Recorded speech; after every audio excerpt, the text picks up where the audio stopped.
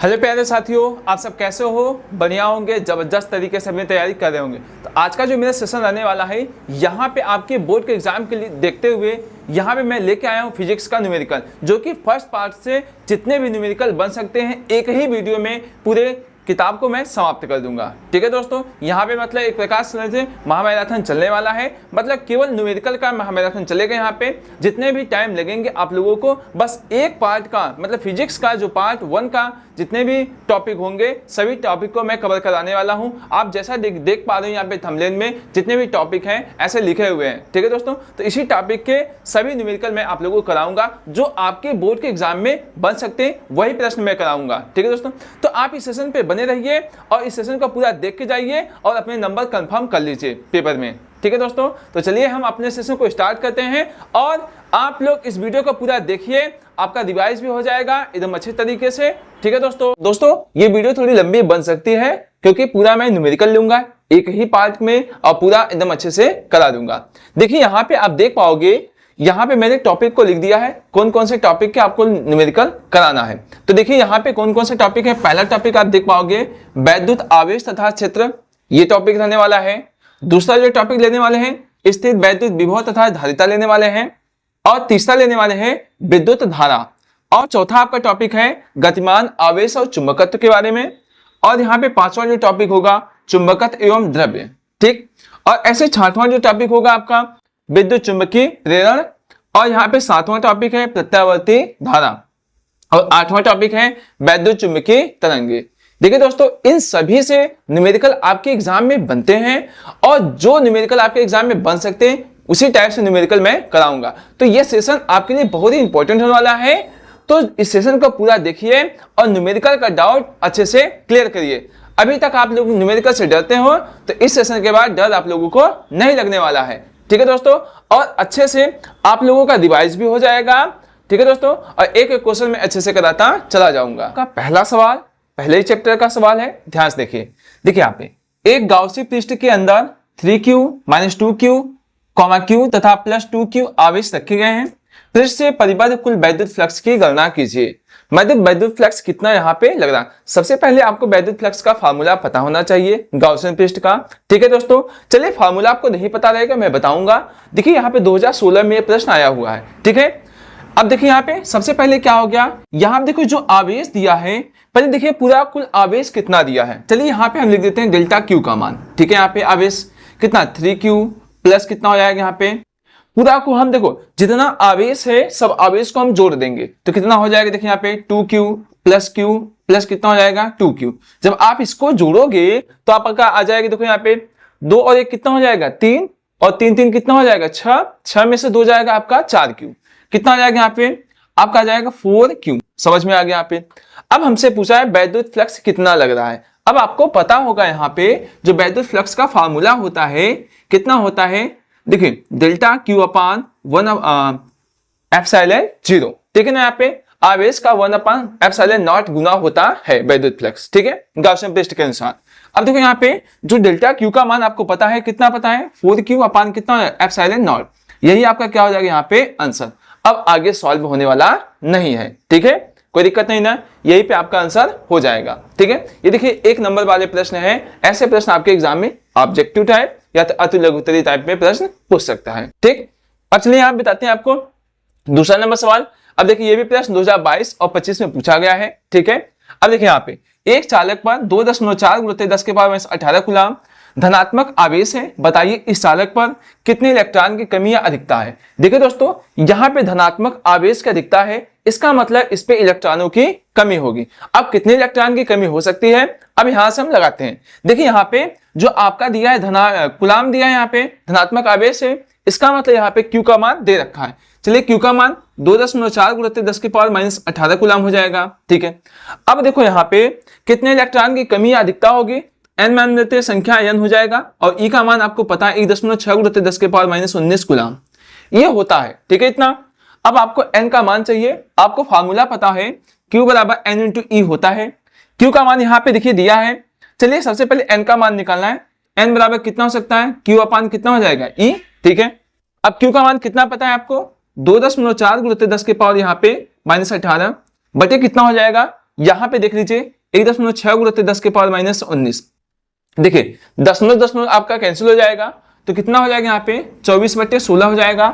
ये माइनस ऊपर जाएगा तो प्लस 18 में से 19 जाएगा, आपका कितना हो जाएगा केवल 10 बचेगा। ठीक है, अब देखिए 4 से भाग दिए, 4 से 24 हो गया, 4 चौक कितना हो गया 16। अब 6 दाम कितना हो जाएगा 60/4 भाग देंगे आप कितना हो जाएगा 15 इलेक्ट्रॉन। मतलब 15 इलेक्ट्रॉन की यहाँ पे कमी नजर आएगी। समझ में आ गया यहाँ पे। देखिए दोस्तों अभी स्टार्टिंग में आप लोगों को इजी क्वेश्चन रखे हैं, अभी लेवल हम बढ़ा देंगे। ठीक है, क्योंकि हमको पूरे चैप्टर कवर करने हैं। आपको मैंने पहले से ही बता दिया कि हम इस वीडियो में पूरे मतलब फर्स्ट पार्ट में जितने भी फिजिक्स के न्यूमेरिकल बन सकते हैं आपके एग्जाम में बन सकते हैं, प्लस संभावित हो सकते हैं, वही न्यूमेरिकल हम आप लोगों को कराने वाले हैं। ठीक है, तो लास्ट तक सेशन में बने रहिए, आप लोगों को एकदम अच्छे तरीके से समझ में आ जाएगा। ठीक है दोस्तों, चलिए इतना स्क्रीनशॉट ले लीजिए, लेना हो तो ले लीजिए दोस्तों। ठीक है दोस्तों, तो चलिए हम चलते हैं आप नेक्स्ट नंबर सवाल की तरफ। ठीक है, तो आपका रहा तीसरा नंबर सवाल और यहाँ पे चौथा। ठीक है, चलिए आप देखिए, एक अल्फा कण 15 गुणित 10 की पावर 4 न्यूटन प्रति कूलम वैद्युत क्षेत्र में स्थित है, उस पर लगने वाले बल की गणना कीजिए।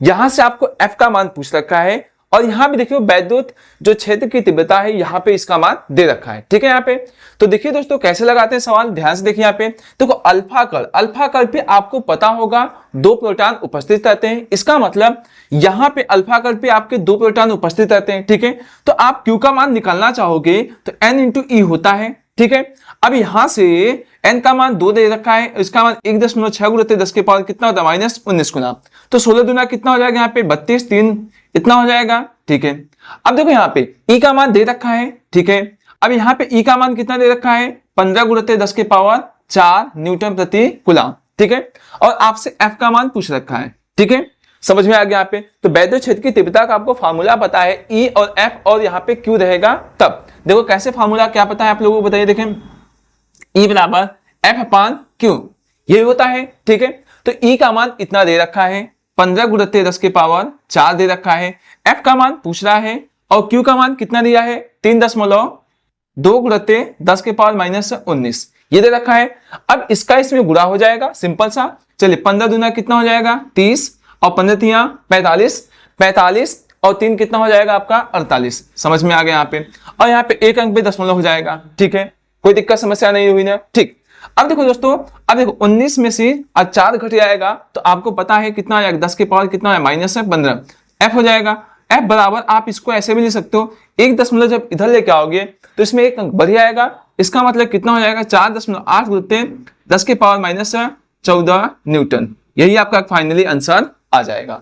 समझ में आ रहा है, अच्छे तरीके समझ में आ रहा है। देखिए मैं एकदम कैलकुलेशन आपको अच्छे से बता दे रहा हूं ताकि आप लोगों को कोई समस्या न हो। ठीक है दोस्तों, तो चलिए हम यहाँ पे अब बताते हैं आपको चौथा नंबर सवाल। देखिए दोस्तों, अगर आप लोगों को वीडियो अच्छी लग रही है प्लीज शेयर कर दीजिए अपने दोस्तों के साथ, ताकि उनके भी अंतिम समय में एग्जाम की तैयारी अच्छे तरीके से वो लोग भी कर लें। ठीक है, आइए ध्यान से। अब देखिए यहाँ पे चौथा नंबर सवाल, एक समान वैद्युत क्षेत्र E वेक्टर E का मान दिया है 4i cap plus 3j cap volt प्रति मीटर में स्थित है। पृष्ठ vector A 2j cap metre square से यहाँ पे संबद्ध वैद्युत फ्लक्स की गणना कीजिए। यहाँ पे पूछा है आपसे वैद्युत फ्लक्स का मान आपसे पूछ रखा है। देखिए दोस्तों, यहाँ पे आप देख पाओगे जो वैद्युत क्षेत्र की तीव्रता का मात्रक वोल्ट प्रति मीटर भी होता है और यहाँ पे देख पाओगे न्यूटन प्रति कूलम भी होता है। तो दोनों मात्रक आपको याद रखना पड़ेगा। ठीक है, आपके एग्जाम में ऐसे ऑप्शनल टाइप प्रश्न भी आते हैं। ठीक है, इसका मात्रक बताइए। तो वैद्युत क्षेत्र की तीव्रता का मात्रक वोल्ट प्रति मीटर भी हो जाएगा और यहाँ पे न्यूटन प्रति कूलम भी हो जाएगा। समझ में आ गया। ठीक है, कोई बात नहीं, जिसका इसका जो मान दिया है हम लोग लिख देते हैं। चलिए लिखते हैं। यहाँ पे वेक्टर E का मान दे रखा है 4i cap plus 3j cap.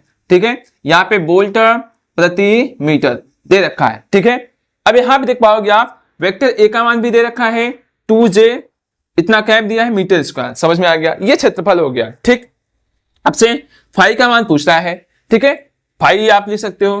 ठीक है, कोई दिक्कत समस्या नहीं हो रही ना। अब अच्छे से हम क्या करते हैं फार्मूला लगा देते हैं। इन तीनों का रिलेशन आपको फार्मूला पता होगा। फाई बराबर कितना होता है E इंटू कितना होता है यहाँ पे A। अच्छा, E का मान कितना दे रखा है यहाँ पे 4i कैप और प्लस 3j कैप दे रखा है, जिसका जो मान दिया रहेगा हम आसानी से लिख देंगे। अब आ जाओ, यहाँ पे दिया है 2j कैप। अब देखो आपको पता होगा कि हम I में I का जब गुणा करवाएंगे डॉट प्रोडक्ट में वो 1 होता है, जे में जे का 1 होता है गुणा करवाएंगे, ऐसे के में के का गुणा 1 हो जाएगा। ठीक है, ये डॉट प्रोडक्ट के लिए मतलब आदेश के लिए। लेकिन यहाँ पे जैसे ही हम आई में जे का गुणा करवाते हैं तो शून्य आ जाता है। ठीक है, तो हम यहाँ पे देखो 4 दूनी कितना हो जाएगा 8, और आई में जे का गुणा करोगे तो 0 हो जाएगा। अब देखो यहाँ पे 3 दूनी कितना हो जाएगा 6। समझ में आ गया? यहाँ पे यही आपका क्या हो जाएगा, आंसर आसानी से आ जाएगा। तो 5e का मान इतना आपका आंसर आने वाला है। समझ में आ गया? अच्छा, इसका मात्रक क्या बन सकता है? चलिए मैं मात्रक निकाल के बता देता हूं आप लोगों को। देखो, अगर आप लोगों को वोल्ट प्रति मीटर, देखिए ई का मान होता है। चलिए यहाँ पे मैं इसका मात्रक भी बता देता हूं आप लोगों को। देखो यहाँ पे ई का मात्रक कितना है, देखो वोल्ट कितना प्रति मीटर हो गया यहाँ पे। ठीक है, और इसका मात्रक क्या होता है, मीटर स्क्वायर होता है क्षेत्रफल का। मीटर से मीटर क्या हो जाएगा, कैंसिल, तो आपका मात्रक आ जाएगा वोल्ट मीटर। तो इसका मतलब कितना आ गया यहाँ पे, वोल्ट मीटर इसका मात्रक आ गया। किसका, वैद्युत फ्लक्स का। ऐसे यहाँ पे ये वाला मान उठा के रखोगे तो कुछ और मात्रक बन सकता है। समझ में आ गया? देखिए मैंने आपके साथ में मात्रक भी अच्छे से बता दिया। आ गया समझ में? ठीक है दोस्तों, चलिए दोस्तों आप लोग समझ में आ रहे हैं एकदम अच्छे तरीके से। ऐसे ही सेशन में बने रहिए, भरोसा रखिए, मैं फर्स्ट पार्ट का न्यूमेरिकल अच्छे से आपको करा दूंगा, और इसी से हो सकता है आपके एग्जाम में सेशन से देखने को न्यूमेरिकल आपके एग्जाम में बने। समझ में आ गया? ठीक है दोस्तों, तो चलिए हम बताते हैं आप लोगों को नेक्स्ट टाइप प्रश्न को। ठीक है, 5वां नंबर प्रश्न। ठीक है, एक वैद्युत द्विध्रुव 10 की पावर 5 न्यूटन प्रति कूलम। देखो न्यूटन प्रति कूलम, इसका मतलब वैद्युत क्षेत्र की तीव्रता का मान दे रखा है। विद्युत क्षेत्र में 30 डिग्री थीटा का मान दे रखा है, कोर पर रखा है, और उस पर 6 गुणा 10 की पावर -24 न्यूटन मीटर का बल आघूर्ण। बल आघूर्ण आप टाउ से रिप्रेजेंट करते हो, टाउ का मान दे रखा है। वैद्युत द्विध्रुव का आघूर्ण ज्ञात कीजिए। समझ में आ गया यहाँ पे? ठीक है, कोई समस्या नहीं हुई ना? ठीक, अब देखिए दोस्तों यहाँ पे आप देख पाओगे, यहाँ पे मतलब यहाँ पे वैद्युत द्विध्रुव आघूर्ण का मतलब यहाँ पे P का मान आपसे पूछ रखा है। देखो ये किसका मान हो गया, आपको E का मान दे रखा है। ठीक है, 10 की पावर 5 न्यूटन प्रति कूलम, जिसका जो मान दिया रहेगा वो आसानी से हम लोग लिख देंगे। सबसे पहले थीटा का मान 30 डिग्री दे दिया है, और यहाँ पे टाउ का मान कितना दिया है, 6 गुणा 10 की पावर -24 न्यूटन मीटर। आपको मात्रक लिखना बहुत जरूरी है। ठीक है, अब यहाँ से आपको P का मान पूछ रखा है। अच्छा दोस्तों ध्यान से देखेंगे तो आपको फार्मूला पता है, टाउ बराबर PE साइन थीटा, यही आपका फार्मूला बनता है। ठीक है, देखो टाउ का मान कितना दिया है, 6 गुणा 10 के पावर -24 दे रखा है, और यहां से P का मान आपसे पूछ रखा है, और E का मान कितना दिया है, देखो यहाँ पे 10 के पावर 5 दे रखा है, और यहाँ साइन 30 डिग्री। समझ में आ गया? किसी प्रकार की आपको कोई समस्या नहीं हो रही ना? नहीं होनी चाहिए। ठीक है, देखो दोस्तों यहाँ पे कितना हो जाएगा, 6 गुणा 10 के पावर -24 हो जाएगा। यहाँ पे P 10 के पावर कितना 5, आप जानते हो साइन 30 अंश का मान कितना होता है 1/2।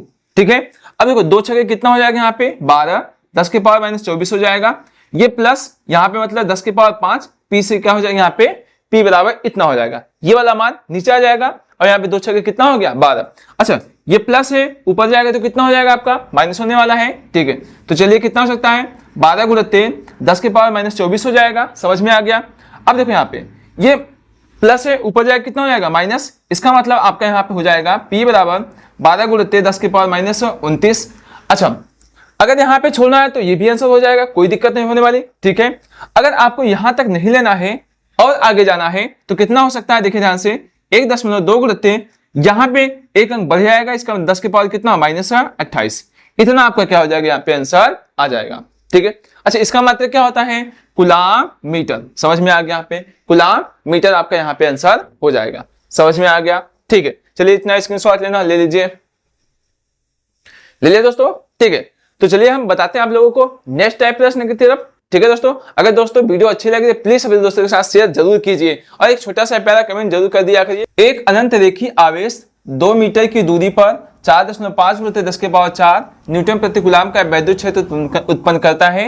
रेखी आवेश घनत्व का मान ज्ञात कीजिए। रेखी आवेश घनत्व, इसका मतलब यहाँ पे आपका लैम्डा का मान आपसे पूछ रखा है। ठीक है, तो चलिए इनका रिलेशन देखते हैं, क्या क्या मान दिया। सबसे पहले देखो दोस्तों, यहाँ पे आर का मान दे रखा है 2.0 मीटर। ठीक है, और यहाँ पे आप देख पा रहे होंगे यहाँ पे ई का मान दे रखा है कितना, 4.5 गुणा 10 के पावर 4 न्यूटन प्रति कूलम, इतना दे रखा है, और आपसे लैम्डा का मान आपसे पूछना है। अच्छा इन तीनों का रिलेशन क्या था, देखिए आवेश घनत्व, तो देखो यहाँ पे आपको पता होगा फॉर्मूला, ई बराबर 1/4πε0 लैम्डा 2 लैम्डा अपान कितना था r, यही फार्मूला था। ठीक है, यही फार्मूला था। यहां से आपको लैम्डा का मान आसानी से निकल जाएगा। चलिए ई का मान कितना दिया है 4.5 × 10⁴ दे दिया है। अच्छा इसका मान कितना होता है 9 × 10⁹ होता है, पता है आपको। यहाँ पे कितना है 2 और यहाँ पे लैम्डा, आर का मान कितना दिया है देखो यहाँ पे 2 मीटर। समझ में आ गया अच्छे तरीके से ना। हाँ अब आ जाओ 2 से 2 क्या हो जाएगा यहाँ पे कैंसिल। अब ये वाले मान से इसमें क्या हो जाएगा भाग हो जाएगा। यहाँ पे आप देख पाओगे तो लैम्डा बराबर 4.5 × 10⁴ बटे कितना हो जाएगा 9 × 10⁹। समझ में आ गया। अच्छा यहां से आप इसमें भाग दोगे तो अच्छा दोस्तों तो हम क्या करते हैं सबसे पहले 1/10 इसको उधार दे देते हैं तो कितना हो जाएगा यहाँ पे 45 10⁻3। अच्छा ये प्लस है ऊपर जाएगा तो आपका कितना हो जाएगा यहाँ पे माइनस में हो जाएगा। ठीक है बटे कितना हो जाएगा 9। देखो इससे हमारा कैलकुलेशन थोड़ा सा आसान हो गया।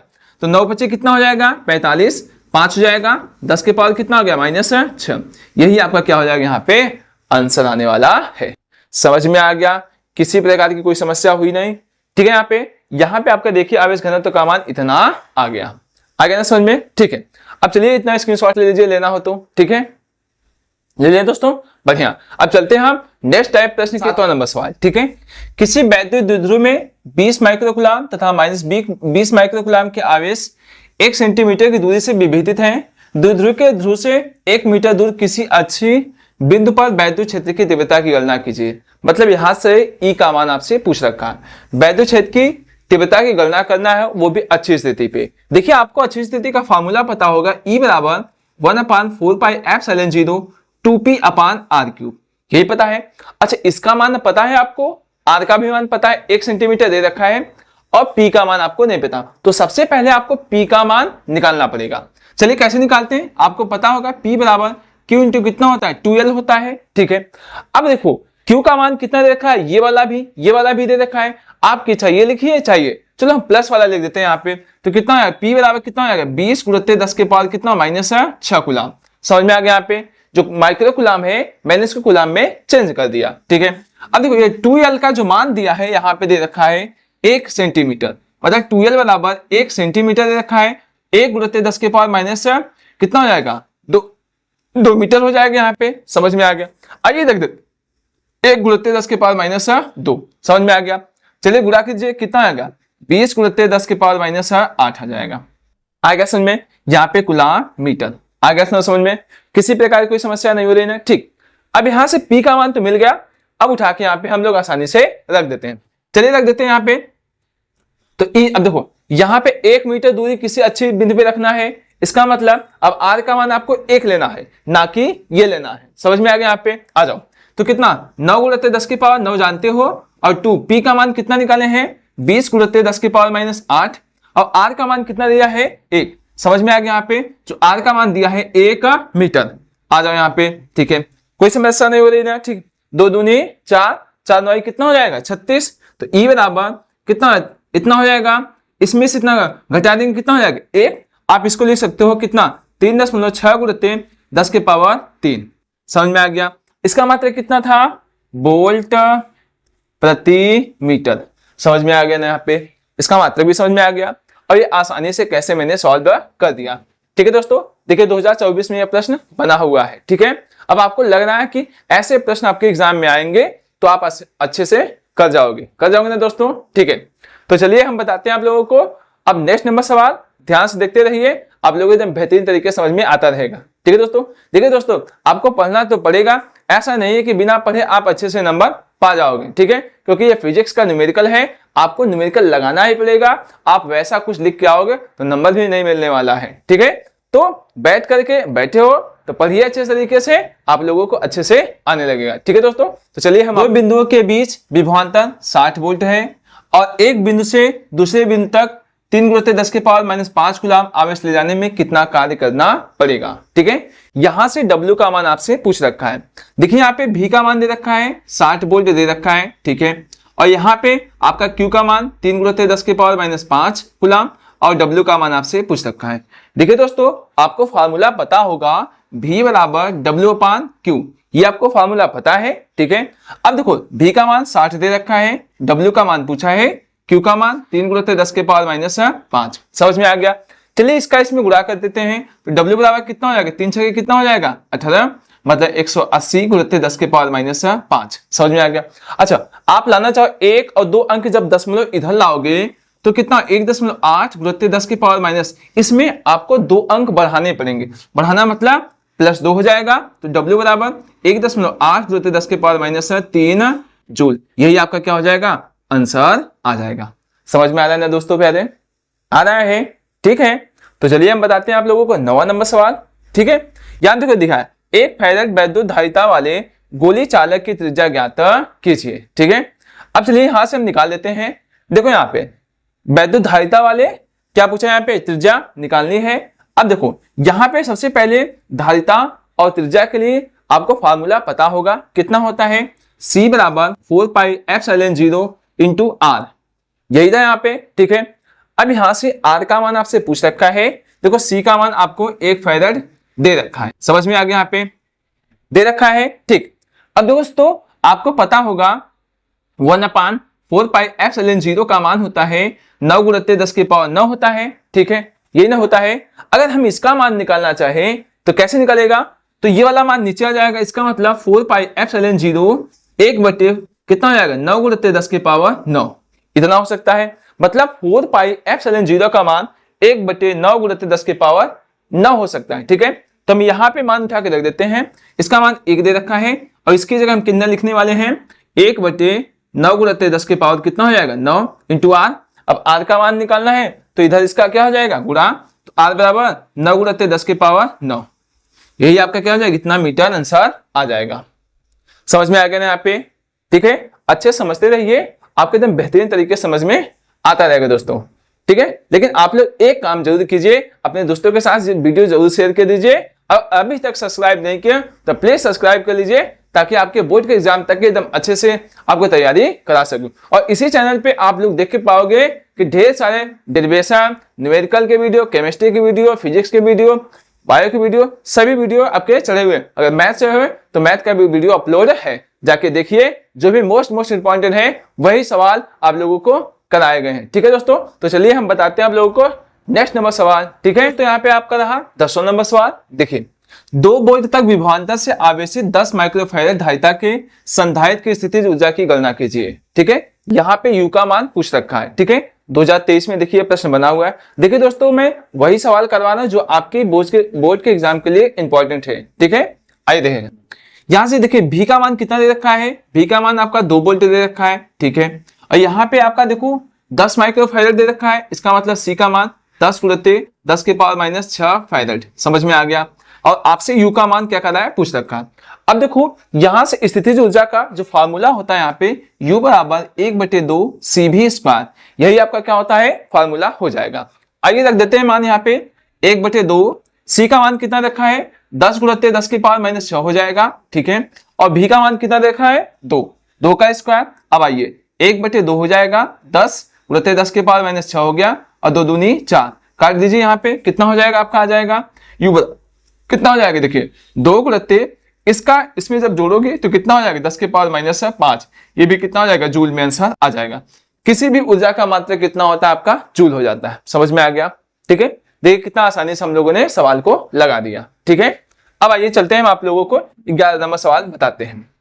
देखिए दिया 10 सेंटीमीटर भुजा वाले एक समकष्टभुज के प्रत्येक शीर्ष पर 5 माइक्रोकूलम का आवेश है। समकष्टभुज के केंद्र पर विभव पे परिकलन कीजिए, ठीक है। यहाँ पे अब आइए ध्यान से देखिए, यहाँ पे अब देखो मैं डायरेक्ट बता देता हूँ, आप लोगों को एकदम अच्छे तरीके समझ में जो आ जाए। समकष्टभुज में कितनी भुजाएं होती है, 6 भुजाएं होती है। और 6 भुजाओं के कारण केंद्र पे हमको क्या निकालना है, वैद्युत विभव की गणना करनी। तो सभी को हम क्या करेंगे, जोड़ देंगे यहाँ पे। अब आ जाओ, इसका मतलब कितना हो जाएगा, V बराबर 6 गुणित कितना हो जाएगा यहाँ पे 1/4πε0 Q कितना हो जाएगा यहाँ पे R। यही फार्मूला बनने वाला है। समझ में आ गया। अब देखो यहाँ पे V 6 हो गया, यहाँ पे इसका मान 9 गुणित 10 के पावर 9 पता है आपको। और यहाँ पे जो Q का मान दे रखा है 5 माइक्रोकूलम, मतलब 5 गुणित 10 के पावर कितना हो जाएगा -6, ठीक है। यहाँ पे कूलम में चेंज करें, देखो दूरी कितना दिया 10 सेंटीमीटर। जब R का मान 10 सेंटीमीटर दिया है, इसका मतलब हम कल लिख सकते हैं इसको 10 गुणित 10 के पावर -2 मीटर। मीटर में चेंज कर दिया, कोई दिक्कत समस्या नहीं हुई ना, ठीक है। अब आ जाओ यहाँ पे देखो, 5 दूनी कितना हो जाएगा 10, 2 तिहाई कितना हो जाएगा 6, तो 9 त्रिक कितना हो जाएगा 27। चलिए यहाँ पे कितना हो जाएगा भी बराबर कितना हो गया 27। अब देखो 9 में से 6 जाएगा तो 10 के पावर कितना हो जाएगा 3 आ गया। अब ये माइनस है, ऊपर जाएगा तो कितना हो जाएगा आपका प्लस में बदल जाएगा, तो भी बराबर 27 गुणित 10 के पावर कितना हो गया 5, इतना वोल्ट आ जाएगा। ठीक है, अब इसको ऐसे नहीं लिखना है, देखिए कैसे लिख सकते हैं, भी बराबर 2.7 गुणित 10 के पावर 6 वोल्ट। यही आपका क्या हो गया यहाँ पे आंसर आसानी से आ गया। आगे ना यहाँ पे देखिए, देखिए कितना हम फास्ट कर रहे हैं लेकिन आप लोगों को एकदम अच्छे तरीके से समझ में जरूर आ रहा। 12वां नंबर सवाल देखिए, +5 गुणित 10 के पावर -7 कूलम एवं -5 गुणित 10 के पावर -7 कूलम के दो बिंदु आवेशों के बीच की दूरी 1 सेंटीमीटर है। आवेशों से बने द्विध्रुव की अक्ष पर केंद्र से 50 सेमी की दूरी पर स्थित बिंदु पर वैद्युत विभव की गणना कीजिए। ठीक है, यहाँ पे देखिए सबसे पहले आप लोगों को देखो यहाँ पे द्विध्रुव का मान निकालना पड़ेगा। क्यों? क्योंकि यहाँ पे वैद्युत विभव का सबसे पहले फार्मूला आप देखिए यहाँ पे 1/4πε0 P/r², यही फार्मूला होता है। ठीक है, तो सबसे पहले आपको P का मान निकालना पड़ेगा। अच्छा, P का मान कैसे निकालोगे? P बराबर Q इंटू कितना 2L। समझ में आ गया? देखो Q का मान इतना दे रखा है, चलिए निकाल लेते हैं। 5 गुणित 10 के पावर -7 दे रखा है और जो 2L का मान कितना दिया है 1 सेंटीमीटर। 1 सेंटीमीटर का मतलब कितना हो जाएगा? 1 सेंटीमीटर जब आप चेंज करोगे मीटर में तो 10 के पावर कितना हो जाएगा -2 मीटर। समझ में आ गया यहाँ पे? ठीक है, अब कितना हो जाएगा यहाँ पे 5 गुणित 10 के पावर कितना हो जाएगा 7 2 कितना हो जाएगा 9। समझ में आ गया? ठीक है, कोई समस्या नहीं हुई ना? ठीक है, 1 मिनट दोस्तों।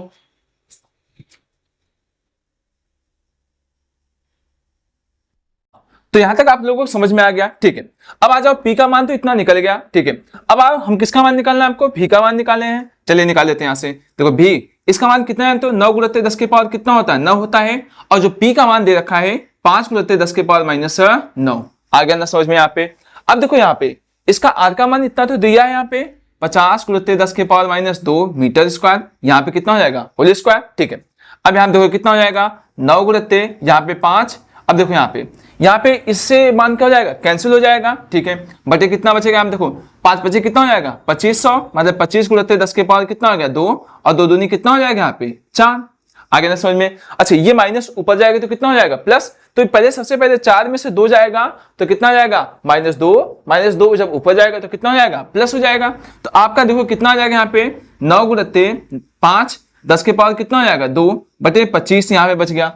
अब देखो 5 से स्क्वायर 5 बचे कितना हो गया 25 हो गया। समझ में आ गया यहाँ पे ना? ठीक, अब देखो दोस्तों कितना बचा यहाँ पे 9 गुणित, जब इसको आप ऐसे करोगे यहाँ पे 10 को 2 बार लिख सकते हो ऐसे तो 5 दूनी कितना हो जाएगा 100, मतलब हो गया यहाँ पे 20 बार करेगा और 9 दूनी कितना हो जाएगा 18, मतलब 180 वोल्ट आपका यहाँ पे आसानी से आंसर आ जाएगा। आ गया ना यहाँ पे? ठीक है दोस्तों, समझ में तो आ रहा है यहाँ पे ना? ठीक, तो चलिए हम बताते हैं आप लोगों को नेक्स्ट टाइप प्रश्न आसानी से। ओके, यहाँ पे फिगर वाला सवाल रहा, आप संधारित्र पे देखिए ध्यान से। यहाँ पे दिया है दिए गए चित्र में A तथा B के बीच तुल्य धारिता 2 माइक्रोफैरड दिया गया है। यहाँ पे संधारित्र C की धारिता ज्ञात कीजिए। मतलब यहाँ पे संधारित्र की धारिता ज्ञात करनी है और पूरे पे जो संधारित्र का मान दिया है वो 2 माइक्रोफैरड दे रखा है। ठीक है, कोई दिक्कत नहीं है यहाँ पे। चलिए मैं मान लेता हूँ यहाँ पे जो यहाँ पे इक्विवेलेंट दिया है, यहाँ पे संधारित्र कैपेसिटर का मान दे रखा है यहाँ पे 2 माइक्रोफैरड दे रखा है। ठीक है, अब देखो दोस्तों आपको एक चीज याद रखना पड़ेगा कि समांतर क्रम और श्रेणी क्रम के लिए देखिए फार्मूला क्या बनता है। यहाँ पे संधारित्र के लिए यहाँ पे चलता है, श्रेणी क्रम के लिए यहाँ पे चलता है। कैसे चलता है यहाँ पे ध्यान देखिएगा, यहाँ पे 1/c बराबर 1/c1 प्लस 1/c2 ऐसे डॉट डॉट करके जाएगा। और समांतर क्रम के लिए यहाँ पे इसके लिए बन जाता है फार्मूला c बराबर c1 प्लस c2 प्लस कितना हो जाएगा c3। ये आपका कैपेसिटर के लिए यही चलता है फार्मूला। समझ में आ गया यहाँ पे? ठीक है, अब देखो सबसे पहले कैसे सॉल्व करते हैं। आप देख पा रहे हो यहाँ पे सबसे पहले इस फिगर में यहाँ पे समांतर क्रम में नजर आया, तो समांतर क्रम के लिए चलो मैं मान लेता हूँ यहाँ पे c1 बराबर दिया है, इसको जोड़ोगे दोनों को कितना हो जाएगा 2 कितना हो जाएगा 2 और 2 कितना हो जाएगा 4 माइक्रोफैरड। आ गया ना समझ में? किसी प्रकार की कोई समस्या हुई नहीं ना? अब चलिए दोस्तों मैं इस फिगर को मिटा के अच्छे से बता दूं आप लोगों को। देखो ध्यान से, अब देखो इसका जो फिगर बनने वाला है, अब देखो दोस्तों यहाँ पे आपका बन पाएगा। अब यहाँ पे कितना हो जाएगा, केवल देखो यहाँ पे ऐसे हो जाएगा। समझ में आ गया? अब देखो अब ये फिगर ऐसे बन गया यहाँ पे, इसका मतलब कितना हो जाएगा 4 माइक्रोफैरड यहाँ बन जाएगा। अब देखो ये श्रेणी क्रम में नजर आ गया। श्रेणी क्रम के लिए आपको फार्मूला पता होगा, कैसे लगाते थे ये पता लगाएंगे तो कितना हो जाएगा यहाँ पे। देखो चलो मैं मान लेता हूँ यहाँ पे C2 इसके लिए, तो कितना हो जाएगा देखो 4 माइक्रोफैरड यहाँ पे हो जाएगा और देखो यहाँ पे कितना हो जाएगा, यहाँ पे 4 माइक्रोफैरड। समझ में आ गया। चलिए इसको हल कर लेते हैं। C2 बराबर लस लेंगे तो 4, 1 और 1 कितना हो जाएगा 2, तो 2 दूनी 4, तो कितना बचेगा यहाँ पे देखो 2 बचेगा। इसका मतलब C2 का मान 2 माइक्रोफैरड। आ गया ना, समझ में आ गया, कोई दिक्कत नहीं ना। अब देखो दोस्तों, अब इसका फिगर कैसे बनने वाला है, आपको नजर आएगा फिगर इसका। आप ऐसे कर सकते हैं, ठीक है, ऐसे बन गया यहाँ पे, ठीक। अब देखो यहाँ भी कितना बनेगा बताओ, अच्छा यहाँ पे 2 माइक्रोफैरड हो जाएगा कि नहीं, यहाँ पे हो जाएगा यहाँ पे। अब देखो ये किस क्रम में नजर आने लगे, ये भी आपको समांतर क्रम में नजर आने लगा। तो समांतर क्रम के लिए चलिए फिर से फार्मूला लगा दीजिए, कितना हो जाएगा, मैं मान चलता हूँ C3, ऐसे मैं मान लिया यहाँ पे C3 के लिए करोगे 2 + 2 कितना हो जाएगा 4 माइक्रोफैरड। आ गया ना समझ में। अब देखो दोस्तों, अब यहाँ पे इसको भी सॉल्व कर लिया। अब देखिए इसका कैसे फिगर बनने वाला है, आपको नजर आ जाएगा। आप ऐसे बना लीजिए, यहाँ पे कितना हो जाएगा, यहाँ पे ऐसे, ठीक है, यहाँ पे B, यहाँ पे आपका कितना आ जाएगा 4 माइक्रोफैरड। समझ में आ गया।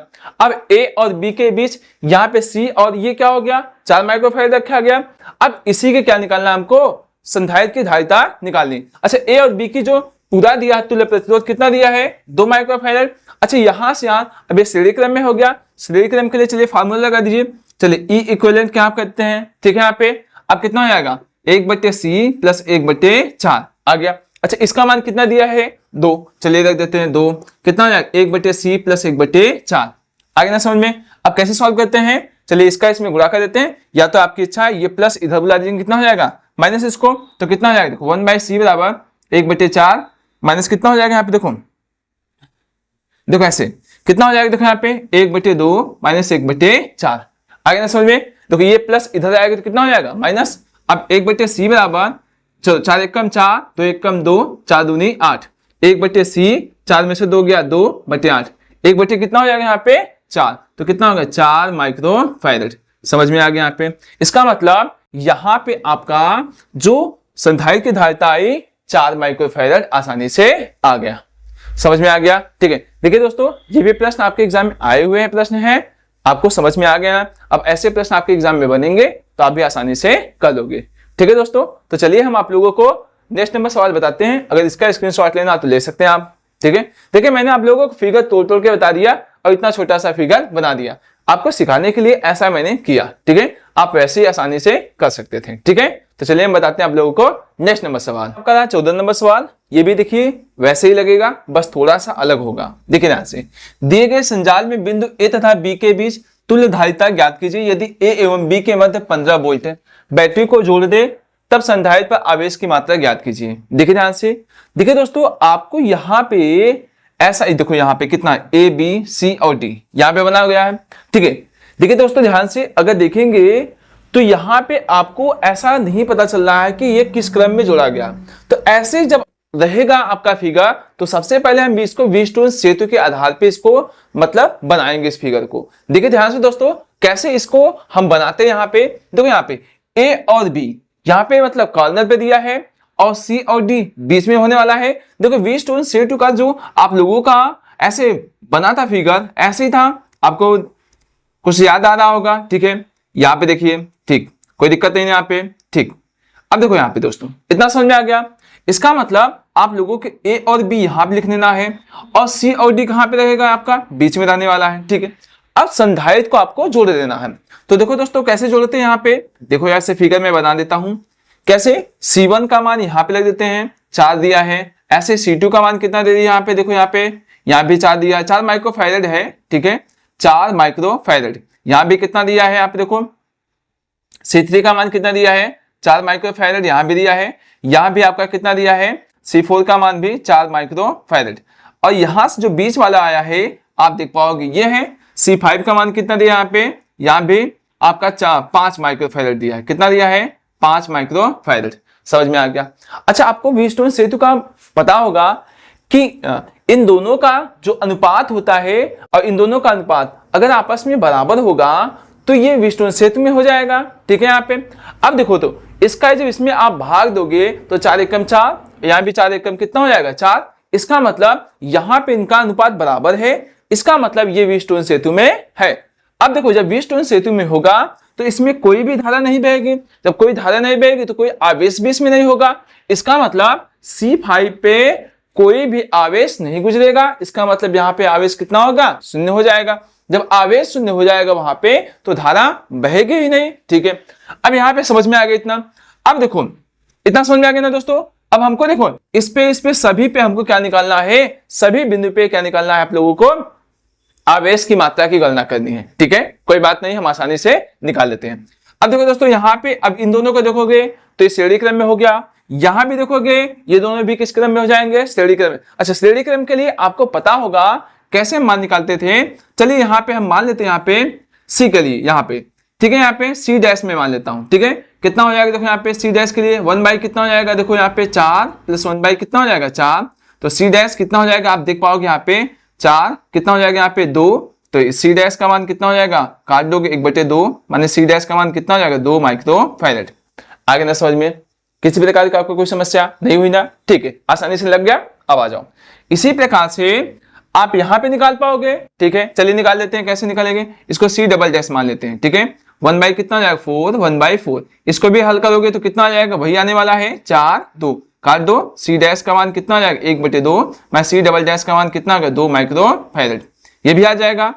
आगे ना यहाँ पे, आगे ना दोस्तों, अब आपको क्या निकालना है, पहले देखो यहाँ पे V का मान, पहले देखो यहाँ पे कितना आवेश लग रहा है, Q का मान निकाले आसानी से।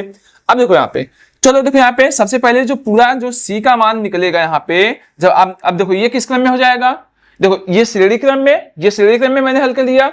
अब ये किस क्रम में हो जाएगा आपका, समांतर क्रम के। समांतर क्रम के लिए चलिए मैं मान लेता हूँ यहाँ पे इक्विवेलेंट मान लेता हूँ, यहाँ पे कितना हो जाएगा C dash C plus double dash, तो कितना हो जाएगा आपका 2 + 2 कितना हो जाएगा 4 माइक्रोफैरड।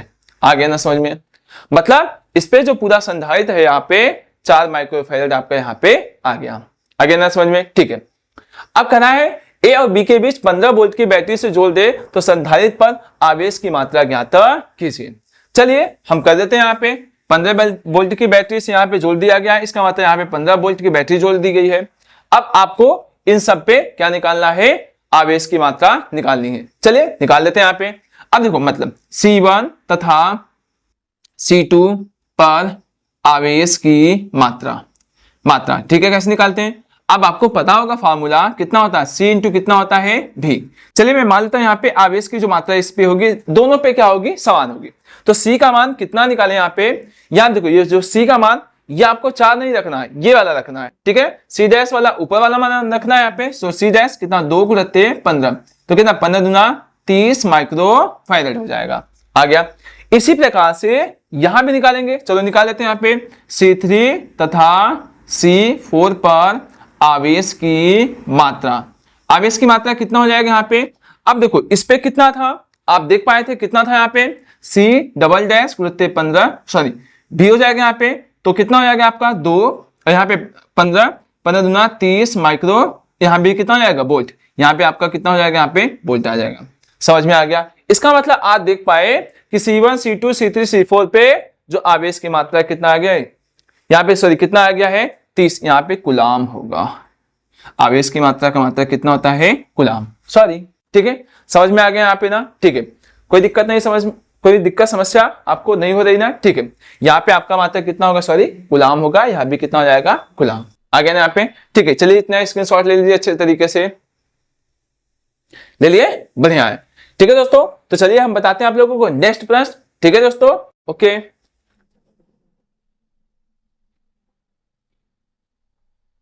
स्क्रीनशॉट ले लीजिए आप लोग दोस्तों, ले लिए, हो गया। ठीक है, यहाँ पे आपका रहा 15 नंबर सवाल। 12 वोल्ट विद्युत वाहक बल तथा 3 ओम आंतरिक प्रतिरोध वाली बैटरी को किसी प्रतिरोधक से जोड़ा जाता है। यदि परिपथ में धारा 0.5 एम्पियर है तो जोड़े गए प्रतिरोध का मान ज्ञात कीजिए। देखिए ध्यान से, जो बाहर से प्रतिरोध जोड़ा जा रहा है उसी का मान आपसे पूछ रखा है।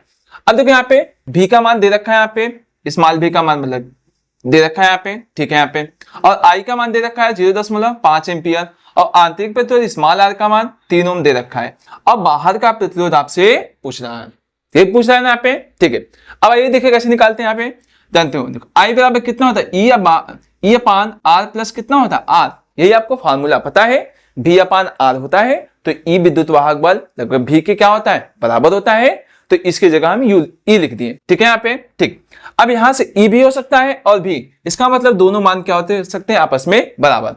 अब देखो आई का मान कितना दिया है 0.5 है और ई का मान 12 वोल्ट और स्मॉल आर का मान जो दे रखा है यहाँ पे 3 ओम। चलिए रख दीजिए, प्लस कितना हो गया आर हो गया, समझ में आ गया यहाँ पे, ठीक है।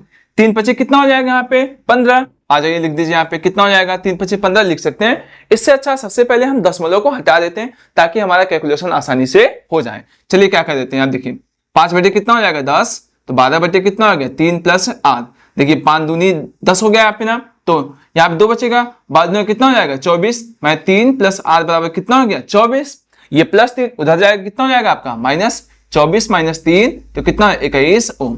तो बाह्य प्रतिरोध का मान जो आ गया आपका 21 ओम आसानी से आ गया। देखिए 2020 में आया है प्रश्न, ऐसे ही प्रश्न आपके एग्जाम में बनते हैं, ठीक है दोस्तों। अब देखो यहाँ पे ये देखो ये भी एक नंबर का देखो सवाल पूछ लेता है। आइए देखिए 1 किलोवाट घंटा का मान जूल में निकालिए। कैसे निकालते हैं देखिए ध्यान से। अब देखो 1 किलोवाट घंटा यहाँ पे है, किलोवाट को पहले सबसे पहले हम कहते हैं वाट में बदल लेते हैं। यहाँ पे कितना हो जाएगा यहाँ पे 1000 वाट हो जाएगा ऐसे, और यहाँ पे कितना हो जाएगा 1 घंटा है, 1 घंटा को आप कितना सेकंड होते हैं बताओ यहाँ पे 3600 सेकंड हो जाते हैं यहाँ पे, ठीक है। अब आ जाओ गुणा करो कितना हो जाएगा, अब निकालो पाओगे 36 और 1 2 3 4 5 10 के पावर कितना हो जाएगा 5। अब इसको लिख दो 3.6 गुणित 10 के पावर 6 जूल, आपका कितना हो जाएगा पे आंसर आ जाएगा।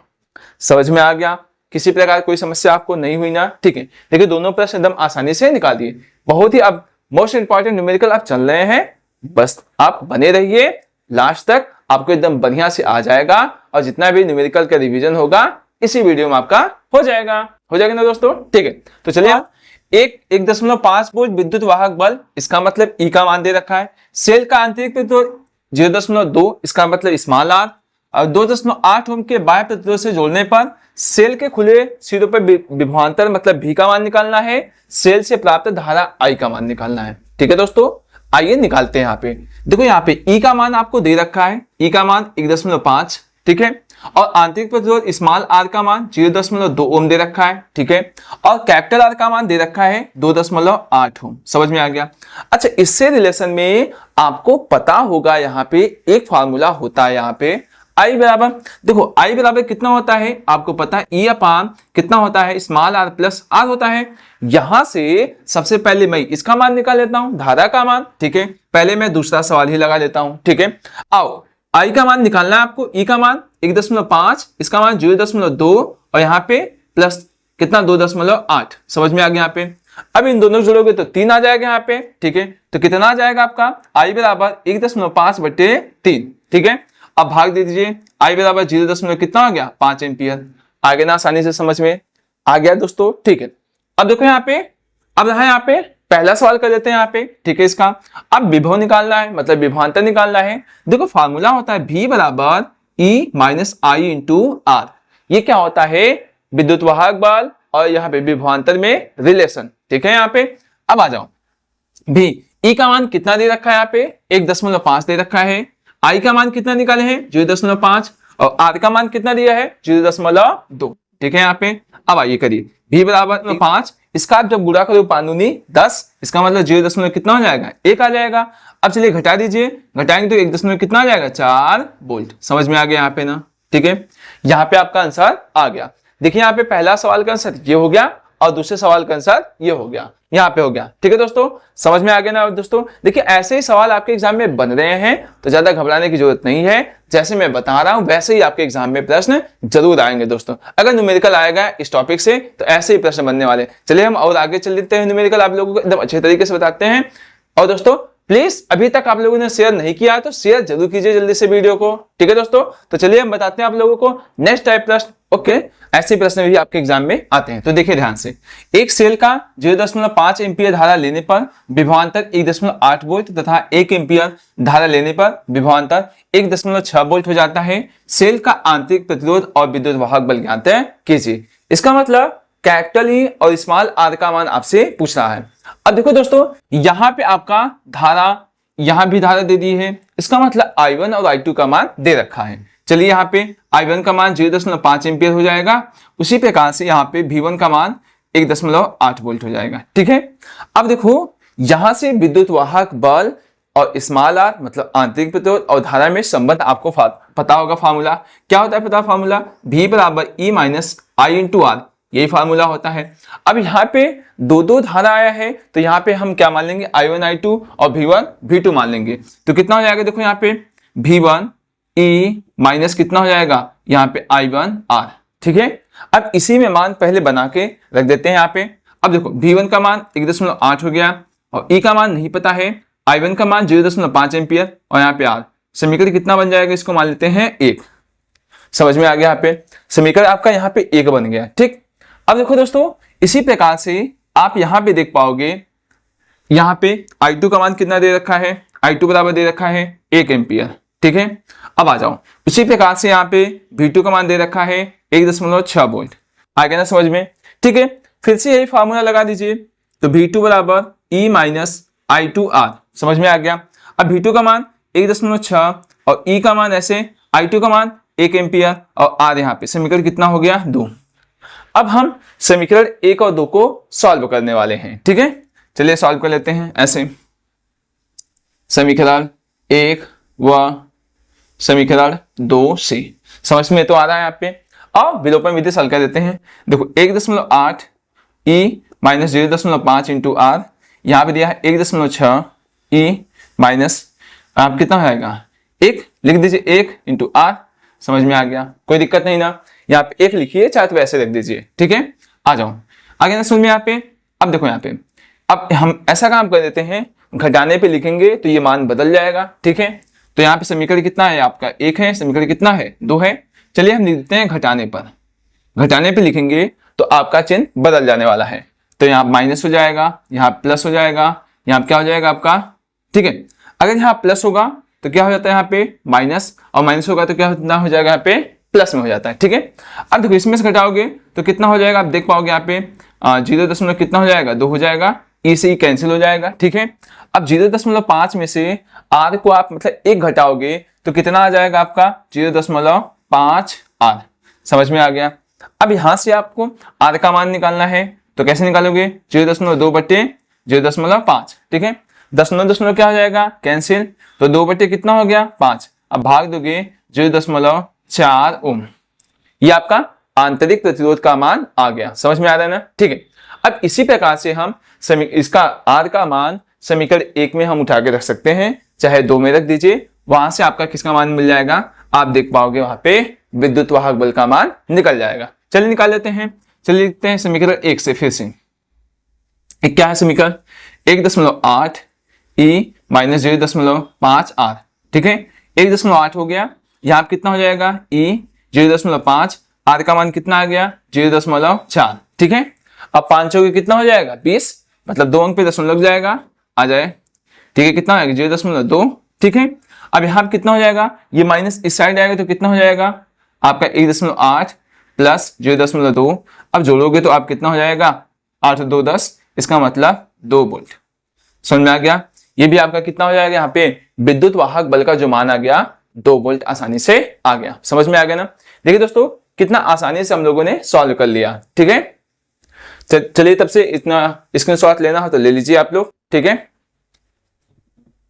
ले लिए दोस्तों, ठीक है। तो चलिए हम चलते हैं अब नेक्स्ट नंबर सवाल, किरचॉफ के नियम पे ये सवाल है और अच्छे से करेंगे क्योंकि ये भी सवाल आपके एग्जाम में बन सकते हैं, ठीक है। आइए देखिए, कह रहा है देखिए दर्शाए गए परिपथ के 10 ओम प्रतिरोध में प्रवाहित धारा की गणना कीजिए। मतलब आपको यहाँ पे 10 ओम पे धारा निकालना है। देखिए 10 ओम पे धारा कितना बढ़ रहा है, यहाँ पे I2 बढ़ रहा है। देखो किरचॉफ का नियम आप लोगों को पता है, ठीक है। किसी भी बिंदु पे मिलने वाली धाराओं का सभी धाराओं का योग कितना होता है 0 होता है, माने संधि पे कितना होता है 0 होता है, ठीक है। ये पता है आप लोगों को, ठीक है। अब किरचॉफ का आपको द्वितीय नियम भी पता होगा कि धारा और प्रतिरोध को अगर आपस में गुणा करवा दे, ऐसे सभी को गुणा करवा के और इसके विद्युत वाहक बल के क्या होता है बराबर होता है, ठीक है। बीजगणितीय योग के क्या होता है यहाँ पे विद्युत वाहक बल बराबर होता है, ठीक है। उसी के नियम से यहाँ से हम लोग लगाने वाले हैं। अब देखो सबसे पहले हमारा जो काम होने वाला है, यहाँ पे हम इसको 2 पार्ट में डिवाइड करेंगे। चलिए हम मान लेते हैं यहाँ पे इसको फर्स्ट पार्ट मान लेते हैं, इसको सेकेंड पार्ट मान लेते हैं, ठीक है, ओके। ऐसे हमारा थोड़ा सा काम आसान हो जाएगा और हम इसको अच्छे से कर लेंगे। आइए देखिए ध्यान से कैसे करते हैं। देखो सबसे पहले हम यहां से देखें तो पूरी जो विद्युत वाहक बल यहाँ पे दिया है 4 कितना दिया है 5, ये दे दिया है, ठीक है। अब यहां से आप देखोगे ऐसे निकल रही धारा, यहाँ पे I1 और यहाँ पे कितना हो गया प्रतिरोध, तो कितना हो जाएगा यहाँ पे I1 और कितना हो जाएगा 3। इसका मतलब देखो यहाँ पे I1 कितना हो जाएगा, यहाँ पे इसमें आप 3 का गुणा करोगे हो जाएगा यहाँ पे, फिर प्लस कितना हो जाएगा। अब यहां से देखो 2 हिस्से में डिवाइड हो गया, इधर तो धारा आ रही है, अब यही धारा यहां से इसकी तरफ बह रही है यहाँ पे। तो अब देखो यहाँ पे जो अब इसका मान I1 है और इसका मान कितना यहाँ पे है I2, ठीक है। यहाँ पे अब ये जो I2 धारा है I1 से मिलेगी तो I1 प्लस कितना हो जाएगा I2, यहाँ पे कुल धारा कितना हो गया I1 प्लस I2। अब देखो यहाँ पे कितना हो जाएगा, आप देख पाओगे तो ऐसे मैं अच्छा पहले लिख देता हूँ, I1 प्लस कितना हो जाएगा I2 बराबर कितना हो जाएगा इस विद्युत वाहक बल के बराबर 4 कितना हो जाएगा 5 वोल्ट। समझ में आ गया। यहाँ पे आपका समीकरण 1 बन जाएगा। चलिए पहले इसको हम और आगे सॉल्व कर लेते हैं। 3 कम 3I1 कितना 6I1 प्लस 6I2 हो जाएगा, यहाँ पे 4 कितना हो गया 5, ठीक है। अब 6 और 3 कितना हो जाएगा 9, यहाँ पे I1 हो जाएगा प्लस 6I2, यहाँ पे कितना हो जाएगा आपका 4.5। आगे सुन, अच्छा 3 से भाग जा रहा है, 3 से मैं भाग दे देता हूँ। 3 त्रिका कितना हो जाएगा 9, 3 दूनी 6 हो जाएगा, 3 एक कम 3, 3 बचे 15। समीकरण कितना मान लो आप यहाँ पे 1। आगे सुन, समीकरण 1 हमने यहाँ पे आसानी से मान लिया, ठीक। अब इसी प्रकार से अब इसको चलिए सॉल्व कर लेते हैं। अब यहां से आप देखोगे, यहाँ देखो पूरा विद्युत वाहक बल कितना दिया है 3 वोल्ट, यहाँ पे कितना हो जाएगा I2 10 ओम, फिर यहाँ पे कितना I1 प्लस I2 फिर कितना हो जाएगा यहाँ पे 6 ओम। आइए लिख देते हैं यहाँ पे, कैसे लिखते हैं यहाँ पे देखो I2 गुणित कितना हो जाएगा 10 प्लस कितना हो जाएगा यहाँ पे I1 प्लस I2 गुणित कितना हो जाएगा 6, यहाँ पे कितना हो जाएगा यहाँ पे 3 वोल्ट आ गया यहाँ पे, ठीक है। ऐसे ही हम आसानी से लगाने वाले हैं, ठीक है। अब आ जाओ कितना हो जाएगा यहाँ पे 10 I2 हो जाएगा प्लस चलिए 6 I1 हो जाएगा 6 I2 हो जाएगा बराबर कितना हो गया यहाँ पे 3 हो गया, ठीक। अब देखो 10 और 6 कितना हो जाएगा आपका यहाँ पे 16 I2 प्लस 6 I1 बराबर कितना हो गया 3। आ गया ना समझ में, कोई दिक्कत समस्या नहीं ना, ठीक। अब आ जाओ इसको समीकरण कितना मान लेते हैं आपको 2। अब समीकरण 1 और 2 को हम आसानी से सॉल्व करते हैं और इसको हल कर देते हैं, ठीक है। अब आओ देखो दोस्तों, चलिए किया जाए। यहाँ पे लिखे समीकरण 1 व समीकरण 2 से। आ जाओ देखो यहाँ पे करते हैं हम लोग। धी आपका यहाँ पे रहा 3I1 प्लस 2I2 1.5, समीकरण कितना बन जाएगा 1। चलो I1 को हम पहले लिख देते हैं, आप कितना हो जाएगा 6I1 प्लस 16I2 बराबर 3, समीकरण कितना बन गया आपका यहाँ पे 2।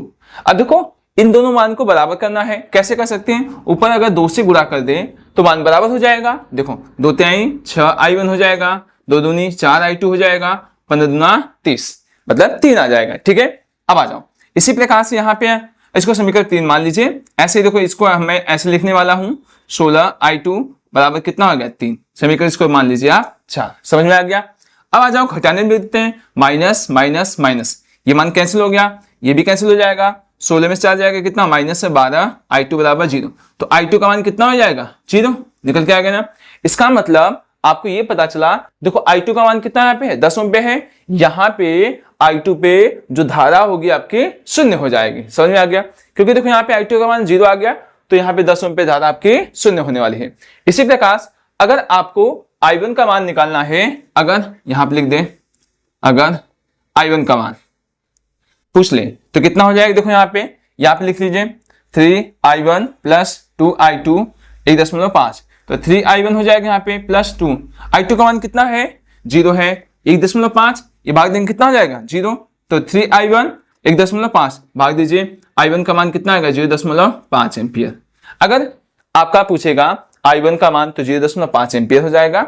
अगर यहाँ पे I2 का मान पूछ लिया तो कितना हो गया यहाँ पे 0। समझ में आ गया।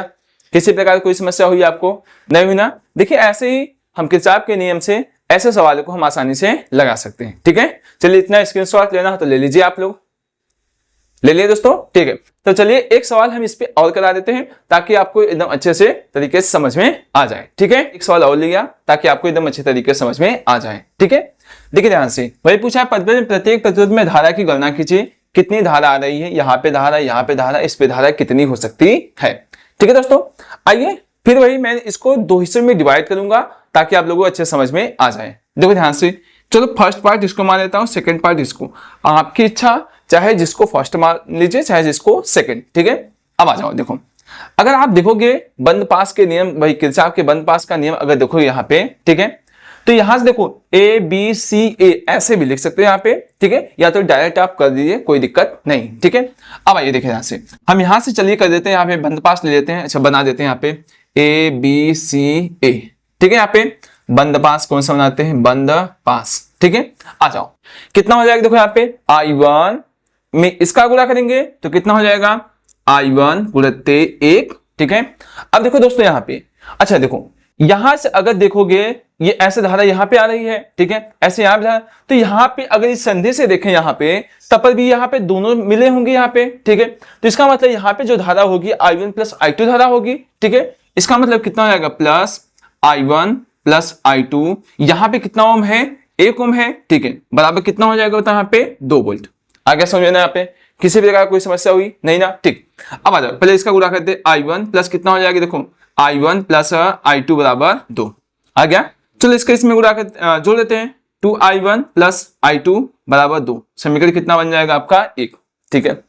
उसी प्रकार से यहां से देखोगे ये वाला और ये वाला पार्ट समझ में आ गया यहाँ पे, ठीक है।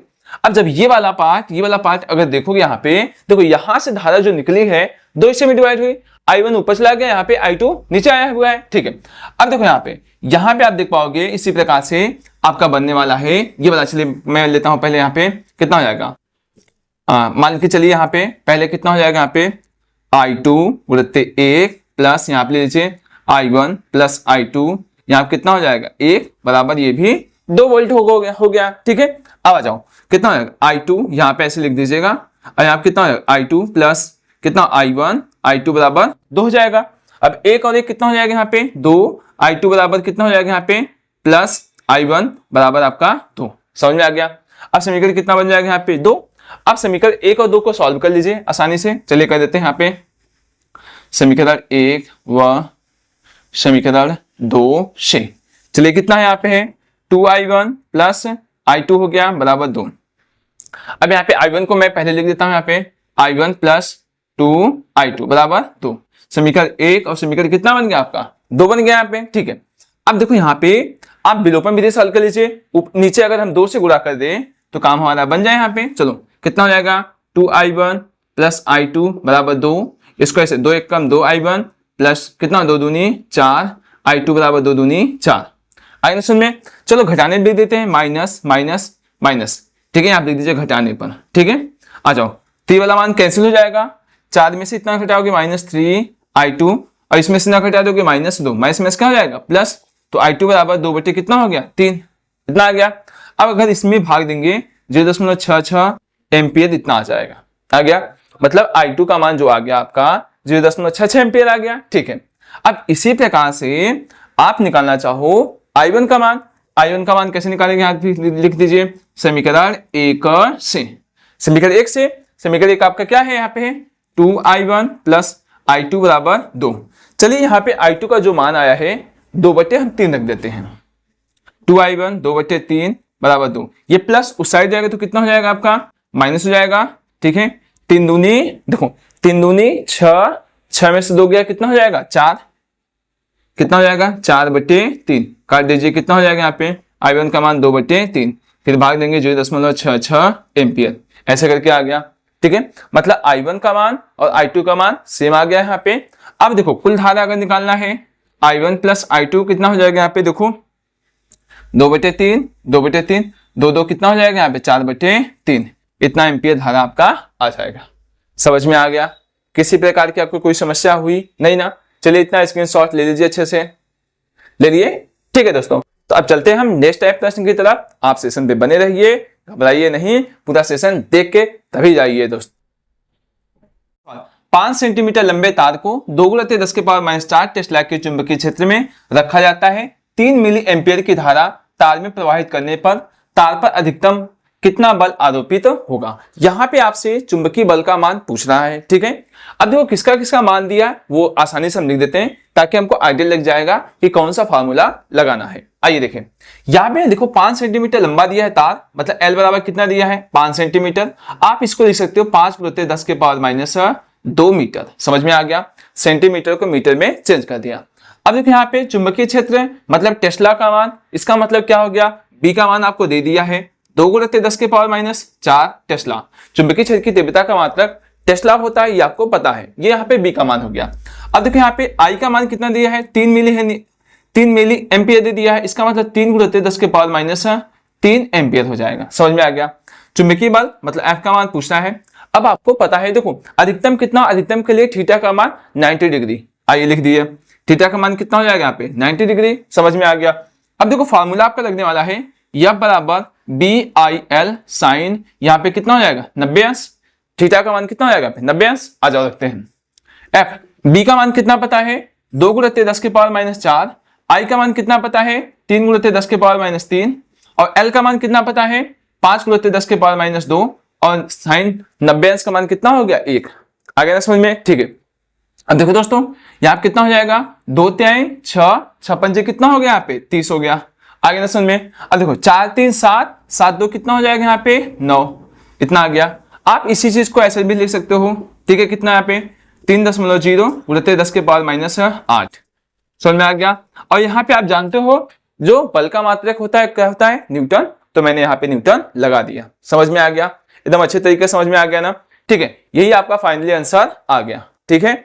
अब चलिए आपको बताते हैं। यहाँ पे देखो 22 नंबर सवाल, ये भी अच्छा सवाल है, ये भी आपके बोर्ड के एग्जाम में आए हैं। ठीक है। देखिए यहाँ लिखा है 2 × 10⁻⁻10 मीटर त्रिज्या के वृत्ताकार मार्ग पर एक इलेक्ट्रॉन 3 × 10⁻⁶ मीटर प्रति सेकंड की एक समान चाल से चक्कर लगा रहा है। वृत्ताकार मार्ग के केंद्र पर उत्पन्न चुंबकीय क्षेत्र की गणना कीजिए। देखो जब वृत्ताकार मार्ग पे केंद्र पे पूछेगा चुंबकीय क्षेत्र की तीव्रता, तो ध्यान रखिएगा यहां से आपको जो फार्मूला पता है, आपको पता होगा B बराबर μ0/4π कितना होता है r²। यही फार्मूला होता है। अब इसी फार्मूले में हम आसानी से रखने वाले। देखिए दोस्तों अगर आपको फार्मूला पता हो गया तो आप आसानी से सवाल लगा सकते हैं। ठीक है।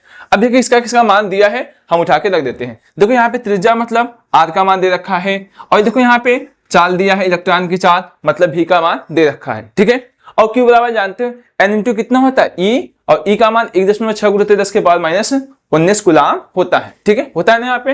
अब चलिए कर देते हैं। चलिए देखिए यहाँ पे मान रख देते हैं। आपको पता होगा यही फार्मूला अप्लाई करना है। चलो ठीक है। अब क्या करते हैं देखो B इसका मान कितना होता है 10⁻⁷ होता है और Q बराबर कितना होता है Ne होता है। Q बराबर कितना होता है Ne, तो कितना 1.6 × 10⁻⁻ कितना हो जाएगा -19 कूलाम। चलिए लिख देते हैं 1.6 × 10⁻⁻19 कूलाम। और V का मान कितना दिया है 3 × 10⁻⁶। ठीक है। थोड़ा सा हम एडजस्ट कर देते हैं, जगह की थोड़ी सी शॉर्टेज है। ठीक है। अब आइए अब R का मान कितना है 2 × 10⁻⁻ कितना दिया यहाँ पे है 10, फिर 2 × 10⁻⁻10। समझ में आ गया। अब चलिए इधर बता देते हैं ताकि आपको अच्छे तरीके से समझ में आ जाओ। ठीक है। अब आ जाओ। देखो दोस्तों यहाँ पे देखोगे आप लोग कितना हो जाएगा, देखो 1907 कितना हो जाएगा 26 में से 6 अगर घटा देंगे तो कितना हो जाएगा 10⁻⁻20 आ जाएगा। अब आ जाओ कितना हो जाएगा, और 16 3 कितना हो जाएगा 48, 4.8 × 10⁻⁻20। आगे ना समझ में। अब देखो 2 दूनी कितना हो जाएगा यहाँ पे 4 हो जाएगा, और 10 और 10 कितना हो जाएगा आपका 20। समझ में आ गया। इससे कैंसिल, 4 से इसको काट दीजिए तो B बराबर 1.2। इतना आपका क्या हो जाएगा यहाँ पे टेस्ला, ये आंसर आने वाला है। समझ में आ गया। एकदम बढ़िया समझ में आ गया ना आपको। ठीक है। तो चलिए इसको भी स्क्रीनशॉट ले लीजिए। अब देखिए ऐसे धीरे धीरे करके हमने कितने सवाल लगा लिए, 22 सवाल पे पहुंच गए। ठीक है दोस्तों। अब ऐसे करते करते आपका फर्स्ट पार्ट का सेशन इसी वीडियो में आपका क्लियर हो जाएगा, ताकि आपको कोई भी वीडियो देखने की आवश्यकता न हो। अगर डाउट होगा चैप्टर वाइज तो मैंने आप लोगों को कई न्यूमेरिकल के वीडियो ऐसे अपलोड करके रखे हैं, डेरिवेशन के रखे हैं, उसको जाके देखिए। ठीक है। 10⁻² वेबर प्रति मीटर स्क्वायर के चुंबकीय क्षेत्र में 10⁷ मीटर प्रति सेकंड के वेग से 0.6 सेंटीमीटर त्रिज्या के वृत्ताकार मार्ग पर चल रहा है। कण का विशिष्ट आवेश Q/m का मान ज्ञात कीजिए। ठीक है। अब देखो दोस्तों यहाँ पे चाल दे दिया गया है। ठीक है। यहाँ पे B का मान दे दिया, चुंबकीय क्षेत्र की तीव्रता का मान दे दिया गया है, और यहाँ पे त्रिज्या दे रखी है। अच्छा देखो दोस्तों यहाँ पे वृत्ताकार मार्ग पे जब चलेगा त्रिज्या निकालने के लिए एक फार्मूला आपको पता होगा, R बराबर होता है mb/qb। ठीक है। यही क्या होता है आपका फार्मूला होता है mv/ कितना होता है qb।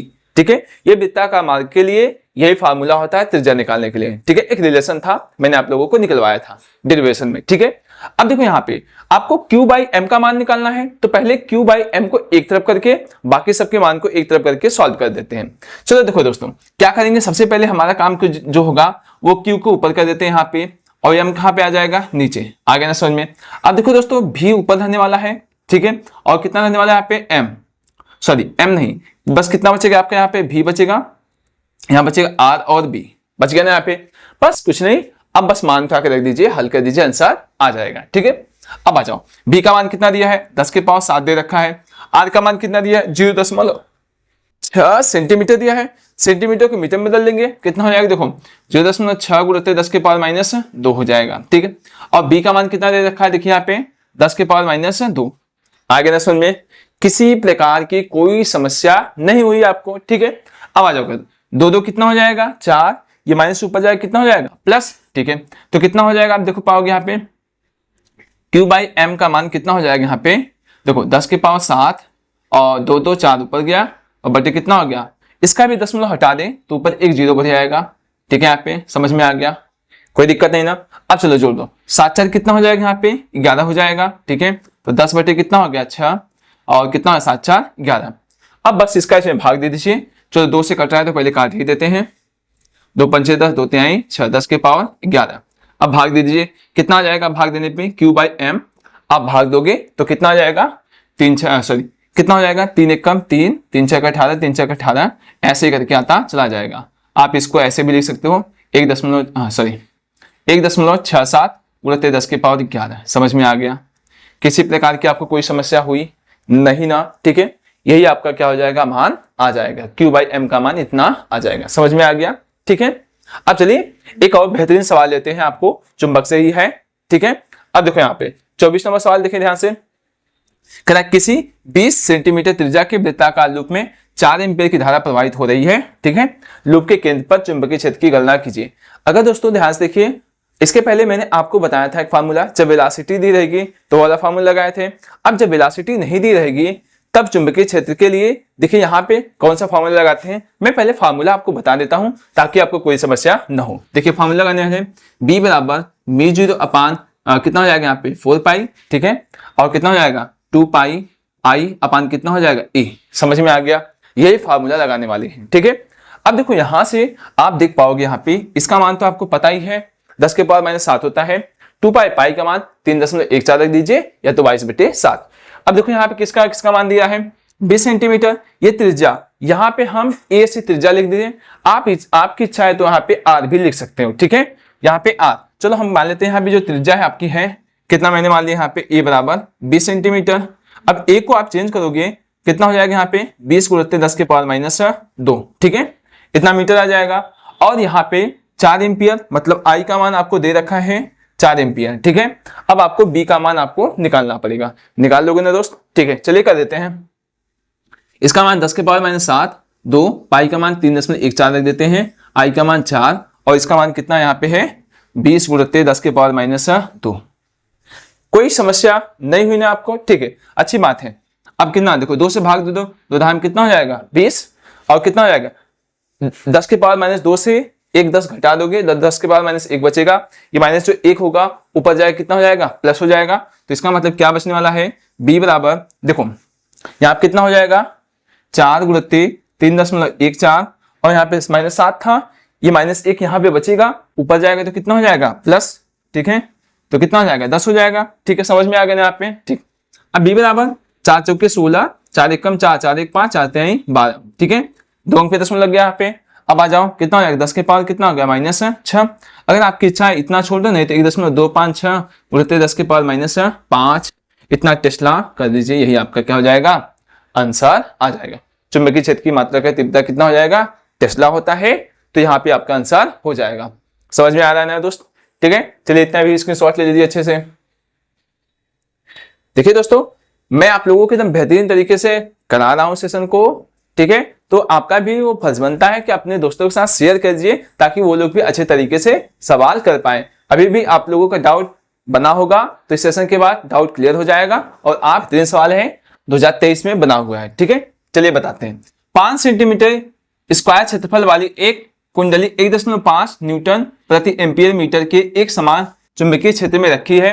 यदि कुंडली में फेरों की संख्या 100 है तथा इसमें 0.2 एम्पीयर की धारा प्रवाहित की जाती है तब ज्ञात कीजिए। देखो क्या ज्ञात करना है, पहला कुंडली का चुंबकीय द्विध्रुव आघूर्ण, ठीक है। इसका मतलब यहाँ पे कैपिटल एम का मान आपसे पूछ रहा है, ठीक है। चुंबकीय द्विध्रुव आघूर्ण को कैपिटल एम से लिखते हैं। और कुंडली पर अधिकतम बल आघूर्ण, बल आघूर्ण का मतलब यहाँ पे क्या बताएगा, टाउ का मान आपसे पूछ रहा है, ठीक है। कोई बात नहीं, चलिए हम सॉल्व करते हैं। पहले देखिए मान किसका किससे दिया है, यहाँ पे 5 सेंटीमीटर स्क्वायर मतलब क्षेत्रफल का मान दे रखा है। कितना दे रखा है यहाँ पे, देखिए 5 सेंटीमीटर स्क्वायर। आप चेंज कर लीजिए, 5 × 10 के पावर कितना हो जाएगा, -2, इतना हो जाएगा यहाँ पे -2, और इसका स्क्वायर करेंगे कितना हो जाएगा, 2 दूनी कितना हो जाएगा यहाँ पे 4। समझ में आ गया, इतना मीटर स्क्वायर आपका कितना हो जाएगा यहाँ पे क्षेत्रफल आ जाएगा। अब देखो यहाँ पे ये चुंबकीय क्षेत्र का मान दे रखा है, B बराबर 1.5 न्यूटन एम्पियर मीटर। समझ में आ गया, ठीक। अब देखो यहाँ पे जो फेरों की संख्या दी है वो n का मान कितना दे रखा है, 100। कोई दिक्कत नहीं ना। अब देखो यहाँ पे जो धारा का मान दे रखा है 0.2 एम्पियर धारा का मान, ठीक है। आ गया ना, जितना मान दिया था मैंने अच्छे से लिख दिया। अब आपको पहला सवाल बताते हैं। देखिए यहाँ पे पहला सवाल कैसे लगेगा, कुंडली का चुंबकीय द्विध्रुव आघूर्ण, चुंबकीय द्विध्रुव आघूर्ण के लिए कैपिटल एम का फार्मूला होता है Ni/A। अगर n का मान दिया रहेगा ठीक है, नहीं तो कोई बात नहीं, ठीक है। नहीं दिया रहेगा तो 1 रख देते हैं, ठीक है। अब आ जाओ, यहाँ पे कैपिटल एम का मान पूछा है, n का मान 100 दिया है और I का मान कितना दिया है 0.2 एम्पियर, और A का मान कितना दे रखा है 5 × 10 के पावर -4। अगर समझ में यहाँ पे, चलो हम क्या काम करते हैं, 5 दूनी कितना हो जाएगा 10, 10 का मतलब कितना हो जाएगा आपका 1 आ जाएगा, और यहाँ कितना हो जाएगा 100 के ऐसे लिख सकते हो, घाते 2 10 के पावर -4, तो m बराबर कितना हो जाएगा 10 के पावर -2 इतना। अब देखो क्या मात्रक आने वाला है, धारा का मात्रक कितना होता है एम्पियर, और इसका मात्रक कितना होता है मीटर स्क्वायर। ये आपका कितना हो जाएगा यहाँ पे आंसर आ जाएगा। जो चुंबकीय द्विध्रुव आघूर्ण का मान 10 के पावर -2 एम्पियर मीटर स्क्वायर यहाँ पे आंसर हो गया। समझ में आ गया, किसी प्रकार कोई समस्या नहीं हुई ना, ठीक। अब चलो दोस्तों आप लोगों को बताते हैं कुंडली पे अधिकतम बल आघूर्ण। बल आघूर्ण के लिए देखिए यहाँ पे दूसरा फार्मूला कैसे लगाते हैं, ध्यान देखिए कैसे, टाउ बराबर कितना होता है mb sin थीटा भी होता है, थीटा का मान नहीं दिया है तो यहाँ पे हम नहीं रखें। यहाँ पे थीटा का मान कितना 90 डिग्री रख देंगे, 90 डिग्री कितना हो जाएगा sin 90 का मान 1 हो जाता है, ठीक। अब देखो यहाँ पे m का मान तो निकाल दिए, कितना निकाले देखो यहाँ पे 10 के पावर -2, और यहाँ पे जो चुंबकीय क्षेत्र का मान कितना दिया है 1.5 दे रखा है, चलिए लिख देते हैं 1.5, ठीक है। अब टाउ बराबर चलिए गुणा कर दीजिए कितना 1.5 × 10 के पावर -2। अब देखो इसका मात्रक क्या होता है बल आघूर्ण का, यहाँ पे हो जाएगा न्यूटन मीटर, ठीक है। कोई दिक्कत समस्या नहीं ना, ये आपका क्या हो गया यहाँ पे आंसर आ गया। मतलब आपका बल आघूर्ण भी आ गया और द्विध्रुव आघूर्ण भी यहाँ पे आंसर आ गया। समझ में आ गया ना दोस्त, ठीक है। चलिए इतना, ये भी एकदम ध्यान से देखिए। अब इस टाइप से जितने भी प्रश्न होंगे ये भी मोस्ट इंपॉर्टेंट बनने वाले हैं, ऐसे प्रश्न आपके एग्जाम में देखने को जरूर मिलेंगे, ठीक है दोस्तों। देखिए 2020 में ये प्रश्न आया हुआ है और यहाँ पे 2016 में प्रश्न आया हुआ है, ठीक है। आइए बताते हैं। तो कह रहा है यहाँ पे XY तल में रखी 0.2 मीटर स्क्वायर पृष्ठ क्षेत्रफल की कुंडली से वेक्टर B बराबर 3i cap + 4k cap Tesla का बद्ध फ्लक्स ज्ञात कीजिए। यहां से आपको चुंबकीय फ्लक्स का मान आपसे पूछ रहा है। यहाँ पे देखिए कैसे निकाल सकते हैं, आप ध्यान से देखिए यहाँ पे कैसे होने वाला है। तो कि जब XY तल में होगा तो यहाँ पे जो चुंबकीय क्षेत्र की तीव्रता होगी ये, और यहाँ पे जो इसका क्षेत्रफल होगा, जो क्षेत्रफल होगा इसके क्या होगा लंबवत होगा, XY तल के लंबवत होगा। तो इसके लिए हम इकाई सदिश K का प्रयोग करेंगे। इसका मतलब यहाँ देखो B का मान तो ऑलरेडी दे रखा है, अब यहाँ पे आपको A का मान आपको निकालना है। A का मान आपका हो जाएगा 0.2, यहाँ कितना हो जाएगा K कैप मीटर स्क्वायर लिख दीजिए, ठीक है। चुंबकीय फ्लक्स के लिए आपको फॉर्मूला पता है, फाई बराबर कितना हो सकता है यहाँ पे B इंटू कितना हो जाएगा A, ठीक है। यहाँ पे अब देखो यहाँ पे आपका B का मान ऑलरेडी दे रखा है 3i कैप + 4k कैप दे रखा है, और यहाँ पे A का मान दे रखा है 0.2, ठीक है। यहाँ पे 2k कैप। अब देखो अब आपको पता है अगर I में I का गुणा करेंगे तो 0 हो जाएगा यहाँ पे, और ऐसे यहाँ पे सॉरी I में I का गुणा करेंगे तो 1, J में J का गुणा करेंगे K 1 आ जाएगा, और K में K का गुणा करेंगे तो 1, और अगर आएगा तो क्या हो जाएगा 0। तो यहाँ देखो इसका जब इसमें गुणा करेंगे तो 0 हो जाएगा। अब 4 दूनी कितना हो जाएगा 8 यहाँ पे हो जाएगा, और इसका मान 1 यहाँ पे हो जाएगा, तो 0.8। अब देखो यहाँ पे आपका जो चुंबकीय फ्लक्स का मात्रक कितना हो जाएगा यहाँ पे वेबर। समझ में आ गया, वेबर यहाँ पे इसका क्या हो जाएगा मात्रक बन जाएगा। समझ में आ गया, चुंबकीय फ्लक्स का मात्रक वेबर हो जाएगा। ठीक है, अब आ जाओ देखो यहाँ पे 27 नंबर सवाल, ध्यान से देखो। एक कुंडली का स्वप्रेरण गुणांक 10 मिली हेनरी दिया है, इसमें वैद्युत धारा 5 मिली सेकेंड से में 5 एम्पियर से 15 एम्पियर हो जाती है। कुंडली में प्रेरित विद्युत वाहक बल की गणना कीजिए। देखो दोस्तों, यहाँ पे स्वप्रेरण गुणांक का जो मान दिया गया है यहाँ पे 10 मिली हेनरी दिया है, इसका मतलब L का मान 10 मिली हेनरी। आप इसको चेंज कर दीजिए, 10 गुणित 10 के पावर माइनस 3 हेनरी हो जाएगा। ठीक है, स्वप्रेरण गुणांक का जो मात्रक होने वाला है वो हेनरी होता है। ठीक है, अब आ जाओ यहाँ पे जो डेल्टा टी का मान दे रखा है 5 मिली सेकेंड। 5 मिली सेकेंड को आप चेंज करोगे 10 के पावर माइनस 3 सेकेंड हो जाएगा। ठीक है, अब यहाँ देखो 5 एम्पियर से 15 एम्पियर हो जाता है, इसका मतलब यहाँ पे जो डेल्टा आई का मान दे दिया यहाँ पे 15 माइनस कितना यहाँ पे दिया है 5, यहाँ पे हो जाएगा आपका 10 एम्पियर। समझ में आ गया। अब आइए इसको फार्मूले में रख देते हैं। प्रेरित विद्युत वाहक बल का देखो फार्मूला होता है E बराबर माइनस एल डेल्टा आई अपान डेल्टा टी, यही फार्मूला होता है। देखिए आप माइनस का यूज कर सकते हैं और नहीं कर सकते, कोई दिक्कत नहीं यहाँ पे। तो E बराबर कितना हो जाएगा यहाँ पे, देखो L का मान कितना दे दिया है यहाँ पे 10 गुणित 10 के पावर माइनस 3, और यहाँ पे इसका मान दे दिया है 10, और यहाँ पे डेल्टा टी का मान दिया है 5 गुणित 10 के पावर माइनस 3। देखो इससे कैंसिल, 5 दूनी कितना हो जाएगा 10, तो 2 दहा में 20 वोल्ट। यही आपका कितना हो जाएगा यहाँ पे प्रेरित विद्युत वाहक बल का मान आ जाएगा। समझ में आ गया। देखिए दोस्तों, फार्मूला आपको याद रहेगा तभी ऐसे सवाल कर पाओगे। ठीक है, तो फार्मूला का रिवाइज जरूर कर लीजिएगा, और आप लोग डेरिवेशन अभी तक और नहीं किए हो तो जाके मेरे चैनल पे देखिए, प्लेलिस्ट पे आप लोगों के अच्छे से डेरिवेशन कराए गए हैं, उसको जाके जरूर देख लीजिएगा। तो यहाँ पे आपका 28 नंबर सवाल, ये भी अच्छे से देखिए। देखो 10 ओम प्रतिरोध तथा 10 हेनरी प्रेरक की एक कुंडली 50 वोल्ट की बैटरी से जुड़ी है। कुंडली में संचित ऊर्जा का मान ज्ञात कीजिए। ठीक है, यहाँ पे संचित ऊर्जा का मान पूछा है। सबसे पहले आप कुंडली के कारण संचित ऊर्जा का जो फार्मूला होता है आप देख पाओगे कितना होता है। यहाँ पे मैं लिख देता हूं U बराबर 1/2 Li², यही फार्मूला होता है। ठीक है, संचित ऊर्जा का। ठीक है, अब सबसे पहले अब देखो मान किसका किसका दिया है। देखो यहाँ प्रतिरोध मतलब R का मान दे दिया गया है 10 ओम। ठीक है, अब यहाँ पे L का मान दे रखा है 10 हेनरी। ठीक है, और यहाँ पे आपका बैटरी के कारण मतलब यहाँ पे विद्युत वाहक बल E का मान कितना दे रखा है, यहाँ पे 50 वोल्ट की बैटरी है। अब देखो आपका I का मान चाहिए। I का मान अच्छा कैसे निकाल सकते हो, यहाँ पे देखो यहाँ पे जो आंतरिक प्रतिरोध होगा उसका मान 0 हो जाएगा। ठीक है, यहाँ पे 0 ओम हो जाएगा। ठीक है, अब देखो I का मान कैसे निकाल सकते हैं, I बराबर E अपान कितना जानते हो R प्लस स्मॉल r, ये जानते हो फार्मूला। अब देखो I का मान निकालेंगे, इसका मान 50 दे दिया है, और R का मान कितना दिया है यहाँ पे 10, और इसका मान 0, कितना हो जाएगा 0। I बराबर कितना हो जाएगा 50/10, डिवाइड कर दोगे I का मान कितना हो जाएगा 5 एम्पियर। समझ में आ गया, 5 एम्पियर आ गया यहाँ पे। अब उठा के इसे में रख दो, U बराबर 1/2 Li², संचित ऊर्जा का मान कुंडली में निकल जाएगा। आइए देखिए यहाँ पे U बराबर 1/2, L का मान कितना दिया, देखिए 10 हेनरी दे रखा है, हाँ, और I का मान कितना निकाले अभी वो 5 का स्क्वायर, तो कितना हो जाएगा यहाँ पे देखो 5 गुणित 5 × 25, 25 × 5 = 125 जूल। यही आपका क्या हो जाएगा, यहाँ पे आंसर हो जाएगा। समझ में आया ना, एकदम बेहतरीन तरीके से। देखो आप ऐसे सवाल, देखो दोस्तों सवाल ऐसे बनेंगे, यहाँ पे आपको पूछ सकता है अन्योन्य प्रेरण क्या है, प्रेरक तो क्या है, फिर उसके बाद आपका डिफिनेशन लिखने को कहेगा, फिर उसके बाद आपको ऐसे सवाल दे देगा उसी में। ठीक है, तो ऐसे सवाल आपके एग्जाम में बनेंगे। ठीक है, अब देखो यहाँ पे 29 नंबर सवाल देखिए यहाँ पे। अब देखो किसी कुंडली में 0.1 सेकंड में धारा 0 से बढ़कर 5 एम्पियर हो जाती है, जिसमें 20 वोल्ट का प्रेरित विद्युत वाहक बल उत्पन्न हो जाता है। कुंडली में स्वप्रेरण गुणांक ज्ञात कीजिए। स्वप्रेरण गुणांक यहाँ पे ज्ञात करना है, मतलब कैपिटल L का मान निकालना है। ठीक है, अब देखो यहाँ पे जो यहाँ पे देखो टाइम दे दिया है, मतलब डेल्टा टी का मान के चलते हैं 0.1 सेकंड हो गया। ठीक है, और 0 से बढ़कर 5 एम्पियर, इसका मतलब अब यहाँ पे देख पाओगे आप 5 एम्पियर हो जाता है। देखिए यहाँ पे 0 से बढ़कर 5 एम्पियर हो जाता है, इसका मतलब जो आपका डेल्टा आई का मान आने वाला है 0 से बढ़कर 5 एम्पियर, तो इसका मतलब कितना हो जाएगा यहाँ पे 5 एम्पियर डेल्टा आई का मान आ जाएगा। ठीक है, 5 में से 0 घटा देंगे 0 आ जाएगा। ठीक है, अब यहाँ पे देखो यहाँ पे दिया है 20 वोल्ट प्रेरित विद्युत वाहक बल उत्पन्न हो जाता है, इसका मतलब आपका ई का मान दे दिया गया है 20 वोल्ट। आ गया समझ में।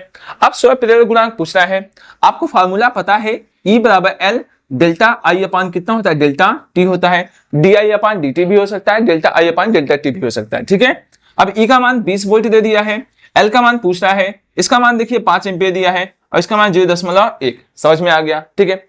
अब चलो दोस्तों, अब क्या करेंगे यहाँ पे, देखो इसका जब इसमें गुणा कर दोगे आप, चाहे तो ये दशमलव हटा के ऊपर बढ़ा दो 0, चलो दशमलव बढ़ा के ऊपर 0 बढ़ा देते हैं, तो 20 बराबर कितना हो जाएगा, एल गुणित 50 हो जाएगा, ये हो जाएगा। तो एल बराबर कितना, 20 बटे कितना हो जाएगा 50, ठीक है। 0 0 क्या हो गया, कैंसिल, तो 2/5, अब भाग दे दो 0.4 हेनरी, यही आपका क्या हो जाएगा, आंसर आ जाएगा। समझ में आ गया। देखिए 2016 और 17 में ये प्रश्न आया हुआ है, ठीक है दोस्तों। तो ऐसे बने रहिए, आपको अच्छे अच्छे क्वेश्चन कराते रहेंगे, ठीक है। इस सेशन को पूरा देख के तभी जाइए आप लोग, ठीक है, ताकि आपका काम बन जाए, आप एग्जाम में अच्छे से नंबर ला दो, ठीक है दोस्तों। तो चलिए हम बताते हैं आप लोगों को डेस्क टाइप के प्रश्न, ठीक है दोस्तों। तब तक इसका स्क्रीनशॉट लेना हो तो ले लीजिए, जो आपको जरूरत पड़ती है मैं बता देता हूं, या आप इसका स्क्रीनशॉट ले लीजिए, ठीक है। तो चलिए आपको बताते हैं नेक्स्ट प्रश्न। 30 नंबर सवाल देखिए, 1000 फेरों की एक कुंडली का क्षेत्रफल 0.5 मीटर स्क्वायर है तथा यह 4 × 10⁻⁻5 टेस्ला के चुंबकीय क्षेत्र के लंबवत रखी है। 0.1 सेकंड में कुंडली को 180 डिग्री के कोण से घुमा दिया गया, ज्ञात कीजिए, ठीक है। देखिए क्या क्या ज्ञात करना है, चुंबकीय फ्लक्स में परिवर्तन। देखिए दोस्तों, चुंबकीय फ्लक्स में परिवर्तन के लिए सबसे पहले आपको फार्मूला पता होना चाहिए, क्या क्या फार्मूला है, ठीक है, ध्यान से देखिएगा। तो पहले के लिए यहाँ पे फार्मूला लगाएंगे, BA फाइव बराबर BA cos θ2 माइनस cos θ1, ये आपका क्या होता है, फार्मूला होता है, ठीक है। अब देखो, देखिए दोस्तों यहाँ पे अब आप लोगों को चुंबकीय फ्लक्स का मान निकालना है। देखो क्या क्या दिया है, यहाँ पे n का मान दे दिया गया है, ठीक है, n का मान 1000 फेरा, ठीक है यहाँ पे, और यहाँ पे आपका a का मान दे रखा है 0.5 मीटर स्क्वायर, ठीक है, और यहाँ पे दे रखा है चुंबकीय क्षेत्र की तीव्रता का मात्रक दे रखा है 4 × 10⁻⁻5 टेस्ला, ठीक है। अब देखो यहाँ पे जो यहाँ पे आपका 180 डिग्री का मान दे दिया है, ये देखो लंबवत रखी है, अब 0.1 सेकंड में 180 डिग्री घूम जाती है, इसका मतलब पहले 0 डिग्री था, θ1 का मान 0 डिग्री, ठीक है। अब यहाँ पे θ2 का मान दिया है आपका 180 डिग्री, समझ में आ गया, ठीक।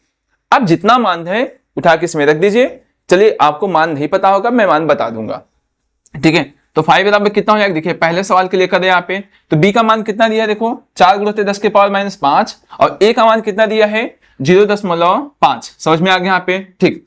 अब देखो यहाँ पे कास्ट θ2 का मान दिया है आपका 180 डिग्री, ठीक है, 180 डिग्री, और यहाँ पे इसका मान 0 डिग्री, समझ में आ गया, ये पता हो गया आप लोगों को, ठीक।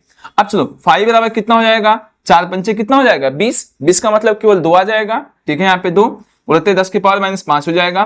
काश 180 डिग्री का मान होता है -1, ठीक है, -1, और इसका काश 0 अंश का मान भी कितना होता है -1, समझ में आ गया, ठीक। अब चलो आ जाओ, 5 बराबर कितना हो जाएगा, 1 और 1 कितना हो जाएगा 2, तो 2 दूनी कितना हो जाएगा 4 × 10⁻⁻5, ये आपका क्या आ जाएगा वेबर, क्योंकि चुंबकीय फ्लक्स का मात्रक क्या होता है आपका वेबर हो गया, समझ में आ गया। अगला आंसर यहाँ पे आपका पहला आपका क्या हो गया, यहाँ पे इसका 30 नंबर का पहला सवाल आपका इतना आंसर आ गया समझे, ठीक। अब यहाँ क्या पूछा है, औसत प्रेरित विद्युत वाहक बल। औसत प्रेरित विद्युत वाहक बल के लिए देखो क्या फार्मूला होता है जब इतना मान दिया जाता है। चलो देखो यहाँ पे कैसे, दूसरा सवाल के लिए कैसे करते हैं, E बराबर होता है -NBA cos θ2 माइनस cos θ1 बटे कितना हो जाएगा डेल्टा T, ये आपका क्या हो जाएगा, ये फार्मूला बनने वाला है, ठीक है। अब देखिए दोस्तों यहाँ पे फिर से वही n का मान कितना दिया है 1000 दे दिया है, ठीक है। b का मान कितना दिया है, यहाँ पे है b का मान आप निकाल पाओगे, यहाँ पे दिया है 4 × 10⁻⁻5 और a का मान 0.5, और यहाँ पे काश 180 डिग्री फिर माइनस काश कितना हो जाएगा 0 डिग्री, ये होने वाला है, और डेल्टा t का मान कितना दिया है 0.1 सेकेंड, लिख देते हैं यहाँ पे 0.1 सेकेंड, चलिए लिख दीजिए 0.1 सेकेंड, हो गया ना यहाँ पे, ठीक। अब चलिए सॉल्व कर दिया जाता है, तो E बराबर कितना हो जाएगा, देखो 4 पंजे कितना हो जाएगा 20 के 2 हो जाएगा, और इसमें गुणा करेंगे कितना हो जाएगा 2 × आप लिख सकते हो 10⁻3 और 10⁻ कितना हो गया -5, और इसका कितना हो जाएगा यहाँ पे, समझ में आ गया। अब यहाँ काश 180 का मान 1, इसका मान कितना होता है 1, तो कितना है -1 बटे कितना हो गया 0.1, समझ में आ गया। चलो दशमलव हटाओगे तो ऊपर एक 0 बढ़ जाएगा, चलो मैं लिख देता हूँ यहाँ पे 0, तो E बराबर कितना हो जाएगा -20 × 10⁻ कितना 5 में से 3 घटा दो तो कितना हो जाएगा -2, और 1 कितना हो जाएगा 2, यहाँ बच गया 1। अब 20 दूनी कितना हो जाएगा 40, और माइनस में इसका हो जाएगा +40 × 10⁻2। आप इसको ऐसे भी लिख सकते हो, ठीक है, 0.4 वोल्ट भी लिख सकते हो। ठीक है, समझ में आ गया? कोई दिक्कत समस्या नहीं हुई ना आपको? ठीक है, देखिए इतना बेहतरीन तरीके से भी आपको समझ में आ गया दोस्तों। ठीक है, चलिए इसका भी स्क्रीनशॉट ले लीजिए। देखिए ये भी प्रश्न आपका एग्जाम में आया है, मैं इस बार वर्ड से लिखना भूल गया था, लेकिन ये एग्जाम में आया है प्रश्न। ठीक है, ऐसे सवाल आपके एग्जाम में 5 नंबर के देखने को मिलते हैं। ठीक है, और यहाँ से कुछ और पूछ सकता है, जैसे आप पूछ लेगा स्वप्रेरक गुणांक क्या होता है, अन्य प्रेरक गुणांक क्या हो सकता है। ठीक है, ये सब चीजें ऐसे पूछ सकती है इसमें। ठीक, तो चलिए हम चलते हैं नेक्स्ट नंबर प्रश्न की तरफ। अब टाइप आपका चेंज हो जाएगा, चैप्टर चेंज हो जाएगा। ठीक है दोस्तों, देखिए 31 नंबर सवाल। किसी प्रत्यावर्ती परिपथ में धारा का शिखर मान 2 रूट में 2 एम्पियर है। परिपथ में लगे एमीटर का पाठ्यांक ज्ञात कीजिए। एमीटर का पाठ्यांक का मतलब IRMS का मान पूछ रहा है। ठीक है, यहाँ पे चलो आ जाओ निकाल देते हैं कैसे। देखो IRMS का फार्मूला आपको पता होगा, कितना होता है I0 अपान कितना होता है रूट में 2। I0 क्या है आपका शिखर मान होता है, प्रत्यावर्ती धारा का शिखर मान। V0 होगा तो हो जाएगा प्रत्यावर्ती वोल्टेज का शिखर मान हो जाएगा। ठीक है, अब आ जाओ यहाँ पे देखो दिया है I0 का मान कितना दिया, 2 रूट में 2 दे दिया है, बटे रूट में 2 कट गया, कितना 2 एम्पियर, इतना आसानी से आंसर आ गया। ठीक है, आपको अगर इस टाइप से प्रश्न मतलब प्रत्यावर्ती धारा से रिलेटेड अगर आपको प्रश्न पूरा अच्छे से देखना है तो इसका भी मैंने वीडियो अपलोड करके रखा है, जाके देख लीजिए, वो भी एकदम बेहतरीन तरीके से बताया हूं। ठीक है, आ जाओ यहाँ पे। अब देखो यहाँ पे 32 नंबर सवाल ध्यान से देखिए। निर्वात में एक विद्युत चुंबकीय तरंग के चुंबकीय क्षेत्र का आयाम B0 510 नैनो टेस्ला है। तरंग के वैद्युत क्षेत्र का आयाम क्या होगा? देखिए दोस्तों, ये आपका 2024 में प्रश्न बना था। ठीक है, यहाँ पे ये किसी बोर्ड में आया था, मतलब कि किसी जिले में, आप जानते हो डिस्ट्रिक्ट का कोड अलग अलग होता है, तो ऐसे ही बना था। ठीक है, अब देखो यहाँ पे निर्वात के लिए यहाँ पे बात की गई है और इसका वैद्युत क्षेत्र का आयाम पूछा है। वैद्युत क्षेत्र का आयाम का मतलब होता है यहाँ पे E0 का यहाँ पे मान आपसे पूछ रखा है। देखो यहाँ पे B0 का मान दे दिया है, B0 का मान कितना दे दिया है 510 नैनो टेस्ला। आप 510 गुणित 10 की पावर माइनस 9 टेस्ला होता है, यहाँ पे देख सकते हैं ऐसे।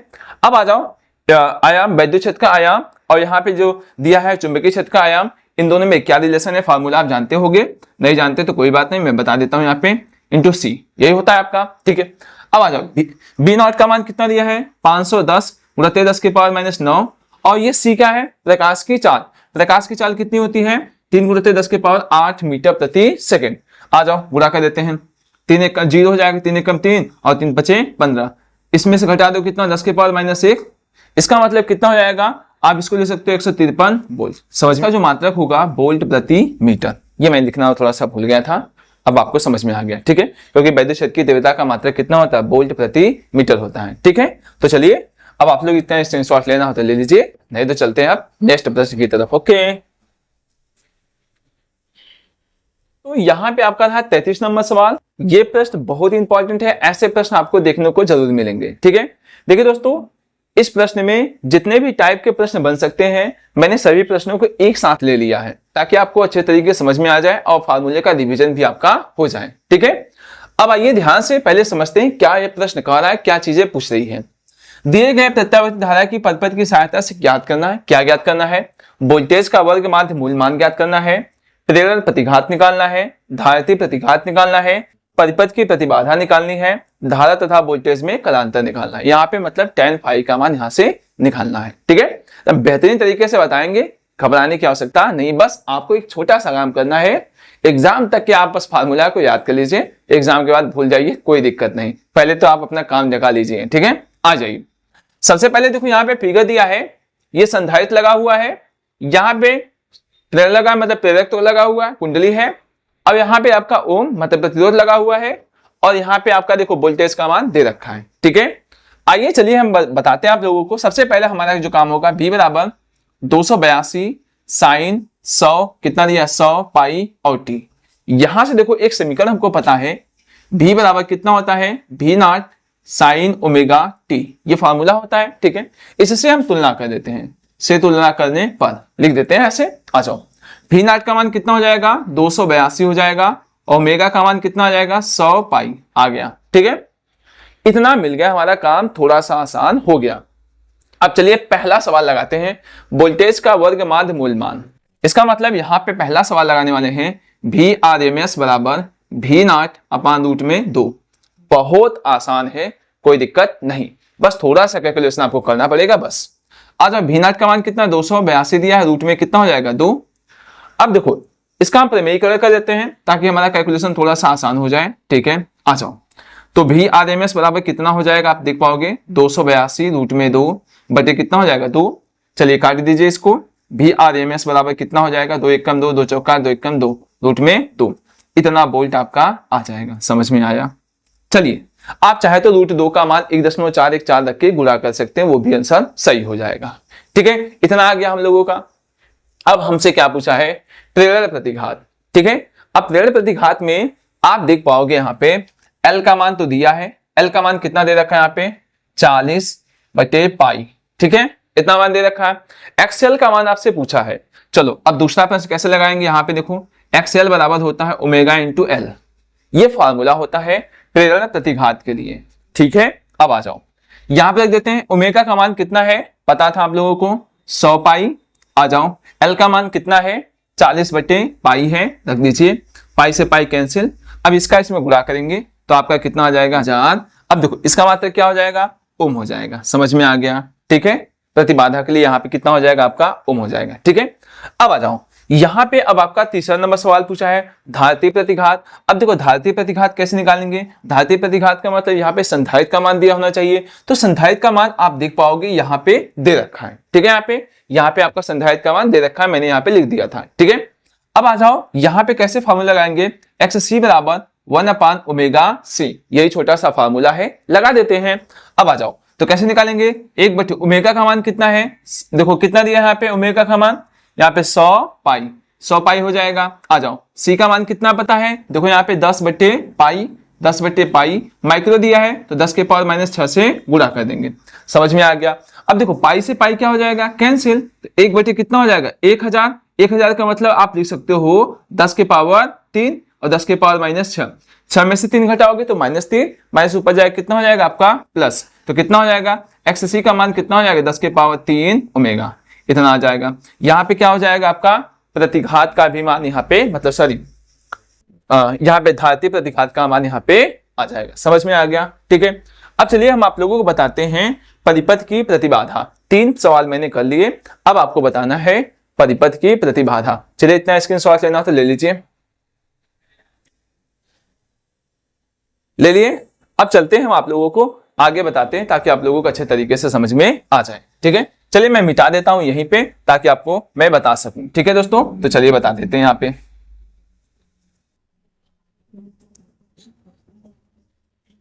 ठीक है दोस्तों। अब आइए, अब हम कैसे निकालते हैं, अब चौथा नंबर प्रश्न हम कैसे सॉल्व करने वाले हैं, चलिए करते हैं यहाँ पे चौथा नंबर सवाल। इसी का चौथा देखिए यहाँ पे कैसे करते हैं। देखिए फार्मूला होता है यहाँ पे, किसके लिए फार्मूला होता है, परिपथ की प्रतिबाधा के लिए। देखिए फार्मूला क्या हो जाता है, Z बराबर कितना हो जाएगा आपका R² प्लस कितना हो जाएगा XL माइनस XC का होल स्क्वायर। समझ में आ गया, कोई दिक्कत नहीं ना। देखो XC का मान इतना आया है और XL का मान हमने निकाला था 4000, तो इसको लिख सकते हो 4 × 10 के पावर 3 भी लिख सकते हो ना इतना। चलिए करते हैं। अब देखो Z बराबर कितना हो जाएगा, अब R का मान कितना दिया है 2000 दिया है, तो 2000 यहाँ पे ऐसे लिख दीजिए, 2 × 10 के पावर 3 का स्क्वायर कर दीजिए ताकि थोड़ा सा कैलकुलेशन आसान हो जाए, बस और कुछ नहीं। प्लस XL का मान कितना दिया है, देखो 4 × 10 के पावर कितना हो जाएगा 3, XC का मान 10 के पावर 3। समझ में आ गया, होल स्क्वायर बन गया। आ जाओ तो Z बराबर कितना हो जाएगा यहाँ पे, देखो 2 दूनी कितना हो जाएगा 4 और 3 दूनी कितना हो जाएगा यहाँ पे 6, ठीक है। अब 4 में से इतना घटा दोगे, 1 को घटाओगे यहाँ पे तो आ जाएगा 3 × 10 के पावर 3 का और होल स्क्वायर बन जाएगा यहाँ पे। आ रहा है ना समझ में, ठीक। अब देखो कितना हो जाएगा यहाँ पे 4 × 10 के पावर 6 हो जाएगा आगे यहाँ पे। अब देखो यहाँ पे आपका कितना बनने वाला है, अच्छा R का मान कितना दिया था 2 ही दिया था, ठीक है। 2 दूनी कितना हो गया 4, इतना चलो सही है। अब आ जाओ यहाँ पे कितना हो जाएगा 3 त्रिका कितना हो जाएगा 9 और 3 दूनी कितना हो जाएगा 6। समझ में आ गया, यहाँ पे किसी प्रकार की आपको कोई समस्या हो रही है, नहीं हो रही ना, ठीक है दोस्तों। अब देखो यहाँ पे, अच्छा यहाँ पे हम लोग इतना मान निकाल दिए आसानी से, ठीक है। अब कितना हो जाएगा यहाँ पे, अब 9 4 कितना हो जाएगा यहाँ पे 13, 10 के पावर कितना हो जाएगा 6। अब इसको जब जल्दी से बाहर निकालोगे 10 के पावर 3 रूट में कितना हो जाएगा 13, इतना ओम आपका यहाँ पे आंसर आ जाएगा, ठीक है दोस्तों। तो चलिए हम इसको मिटा करके फिर उसके बाद धारा तथा वोल्टेज में आपको यहाँ पे संबंध बताते हैं, ठीक है। देखिए धारा तथा वोल्टेज में कलांतर के लिए आपको फार्मूला पता है, tan phi बराबर होता है XL माइनस XC अपान कितना होता है R। यही आपका क्या होता है, संबंध होता है। ठीक है, चलिए निकाल लेते हैं। यहाँ पे XL का मान देखो कितना निकाले हैं, 4 गुणित 10 की पावर 3, और इसका मान कितना दिया है, x की पावर 10 की पावर 3 हो गया। और R का मान कितना दिया है, देखो 2 गुणित 10 की पावर 3 लिख सकते हो। ठीक है, अब आ जाओ कर देते हैं। tan phi बराबर कितना हो जाएगा, 4 में से 1 घटा दो, 10 की पावर कितना हो जाएगा 3 बटे 2 गुणित 10 की पावर 3, इससे कैंसिल हो गया यहाँ पे, तो कितना बचेगा यहाँ पे 3 बटे 2 हो गया यहाँ पे ना। अब अगर यहाँ पे आपको ये 5वां नंबर था, अगर फाई का मान निकालना है तो कितना आएगा, tan इनवर्स 3 बटे 2, यही आपका क्या हो जाएगा, कलांतर आ जाएगा। समझ में आया ना दोस्त। ठीक है, चलिए आप लोग इसका स्क्रीनशॉट ले लीजिए अच्छे तरीके से। देखिए इस टाइप से प्रश्न आपके एग्जाम के देखने को जरूर मिलेंगे। ठीक है,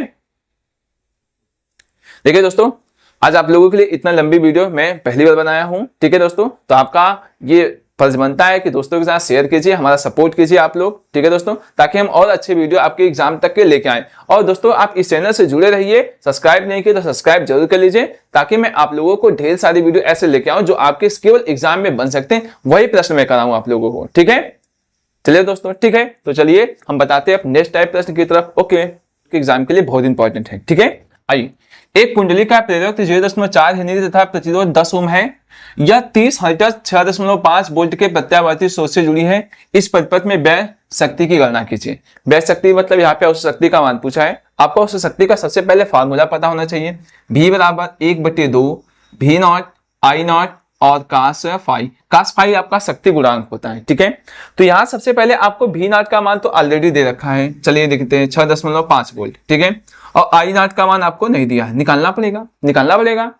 तो देखिए कैसे हम निकालते हैं, एकदम ध्यान से देखिए, अच्छे तरीके से आपको समझ में आ जाएगा। सबसे पहले यहाँ पे प्रेरकी प्रतिघात निकालेंगे। यहाँ पे कैसे निकालते हैं, ध्यान से देखिए यहाँ पे कैसे निकालेंगे। यहाँ पे XL बराबर आपका फार्मूला हो जाएगा 2πfl। ठीक है, यहाँ पे देखो हर्ट्ज का मान दे रखा है, चलिए XL बराबर 2 पाई का मान 3.14 आपको पता है, F का मान कितना दिया है 30 दे दिया है, और L का मान कितना दिया है 0.4 हेनरी। समझ में आ गया, इतना मान जो मान दिया था मैंने अच्छे से लिख दिया। अब आइए चलते हैं हम लोग करते हैं गुणा। यहाँ पे कैसे गुणा कर देते हैं, देखो यहाँ पे कितना हो जाएगा, 4 3 12 12 कितना हो जाएगा 48, मतलब कितना हो जाएगा 48। देखो कितना 2 3 6 6 24, सॉरी 2 3 6 6 कितना हो जाएगा 24। 24 का मतलब कितना हो जाएगा 240 का मतलब केवल 24 हो जाएगा, और यहाँ पे 3 दशमलव कितना हो जाएगा 1 4। इतना पता हो गया हम लोगों को। अब इसका इसमें गुणा कर लेना हम लोगों को, चलिए कर देते हैं। यहाँ पे XL बराबर कितना 24 होगा, कितना हो जाएगा 96 हो जाएगा, यहाँ पे 6 हो जाएगा, 24 से कम 24, 24 और 9 कितना हो जाएगा यहाँ पे आपका 33 हो जाएगा, 24 3 72, 72 और 3 कितना हो जाएगा यहाँ पे आपका 75। ठीक है, समझ में आ गया।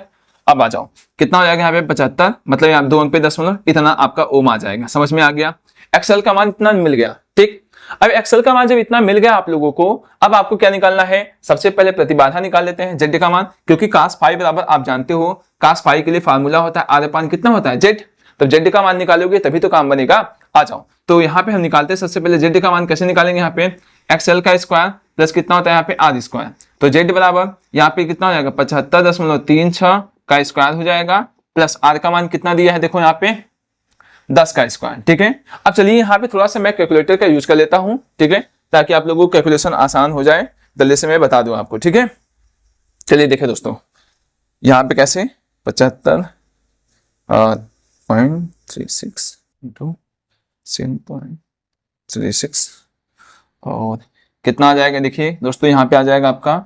5679.1296 ऐसे कर देते हैं, और यहाँ पे 100। अब इसको जोड़ दीजिए तो प्लस कर देंगे, यहाँ पे 100 हो जाएगा, तो आपका यहाँ पे आने वाला है दोस्तों 5779.1296। अब इसका क्या निकाल लेंगे हम लोग, वर्गमूल निकाल लेंगे। चलिए वर्गमूल निकाल लेते हैं आसानी से हम लोग, ताकि हमारा सवाल क्या हो जाए, जल्दी से आ जाए आंसर। ठीक है, यहाँ पे आ जाएगा 1296, आपका लगभग इतना आ जाएगा 76.02। चलिए हम इसको मान के चलते हैं, लगभग में 76 मान लेते हैं। ठीक है दोस्तों, इतना मैं मान लेता हूं। ठीक है, इतना, सॉरी दिख नहीं रहा होगा आप लोगों को, शायद यहाँ से शायद आपको नहीं दिख रहा होगा। तो चलिए इसको पूरा जब हल कर लेंगे आप लोग, ठीक है दोस्तों, जब इसको पूरा हल कर लेंगे तो आपका आ जाएगा 76.02। तो लगभग मैं इसको मान लेता हूँ यहाँ पे 76। समझ में आ गया, इसको पूरा हल कर लीजिएगा, जोड़ लीजिएगा, इसका वर्गमूल निकालेंगे तो यही आ जाएगा, और यहाँ पे आपका 76 ओम आ जाएगा। ठीक है, अब आ जाओ, cos फाई का तो मान निकल गया यहाँ पे। अब आपको किसका मान निकालना है, धारा का मान। अब धारा का मान देखिए कैसे निकाल लेते हैं, आई बराबर कितना, आई नॉट बराबर भी नॉट अपान कितना हो जाएगा जेड। चलिए भी नॉट का मान कितना दिया है यहाँ पे है 6 कितना दिया है 5, और मैं इसका मान मान लिया 76 के लगभग। अब चलिए इसका भाग दे दीजिए, इसमें कितना आता है, जब भाग देंगे आप लोग 6.5 भागे आपका आ जाएगा 76, तो आ जाएगा आपका भाग देने पे 0.085, लगभग इतना आपका क्या हो जाएगा यहाँ पे धारा आ जाएगी। ठीक है, चलिए आपका आई नॉट का मान आ गया और जेड का भी मान आ गया है, और आर का मान तो पता ही यहाँ पे। अब यहाँ से देखो cos फाई का मान निकाल लेते हैं। चलो cos फाई का मान कैसे निकालोगे आप, यहाँ पे आर का मान कितना दिया है 10 और जेड का मान कितना निकाले हैं 76। अब इसका भी भाग दे दीजिए कितना आता है देख लीजिए।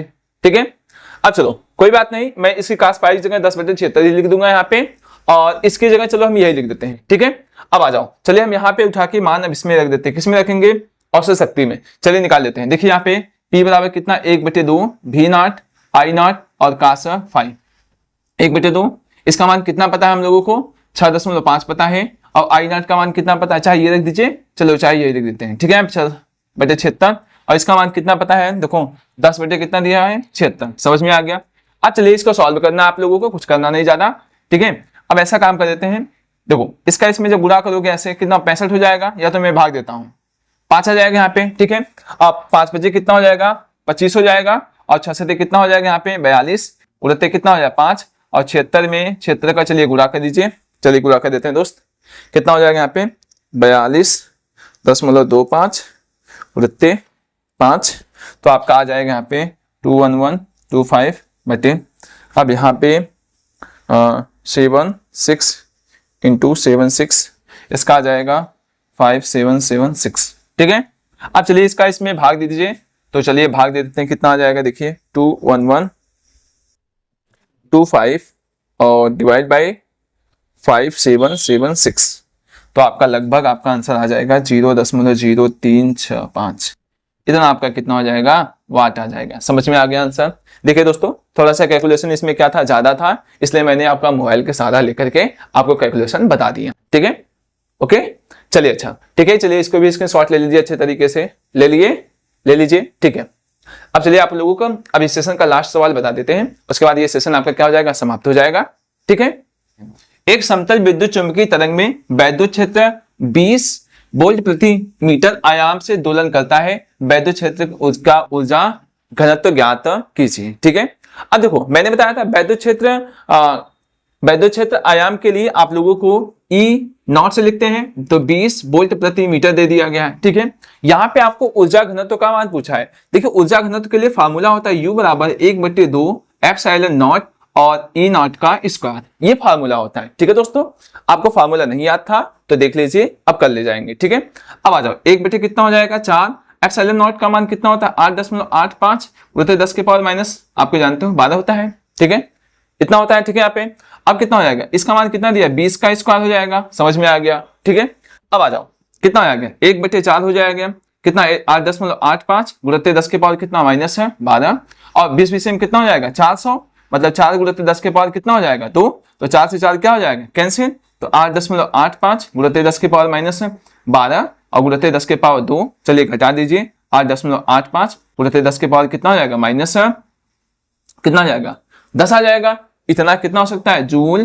प्रति मीटर क्यूब, यही आपका आंसर हो सकता है। ठीक है, समझ में आ गया यहाँ पे। ठीक, अब देखिए दोस्तों, चलिए पहले इतना स्क्रीनशॉट ले लीजिए आप जल्दी से। इस सेशन में आप लोगों को जितने भी फिजिक्स से आपके एग्जाम में बन सकते हैं प्लस उतने टाइप के प्रश्नों को करा दिया, एकदम अच्छे से करा दिया, और आपका रिवीजन भी अच्छे तरीके से हो गया।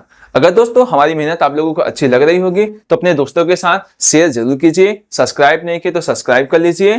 ठीक है दोस्तों, और दोस्तों ध्यान रखिएगा, अगर अभी भी नहीं आया तो एक बार रिवीजन आप और अच्छे से कर लीजिएगा, आप लोगों को अच्छे से आने लगेगा। ठीक है, लेकिन दोस्तों ध्यान रखिएगा, अब जितना भी मैं न्यूमेरिकल बताया हूं इससे टाइप आपको अलग से देखने को एग्जाम में नहीं मिलेंगे। ठीक है, तो इसी को बार बार रिवीजन कीजिए आप लोग।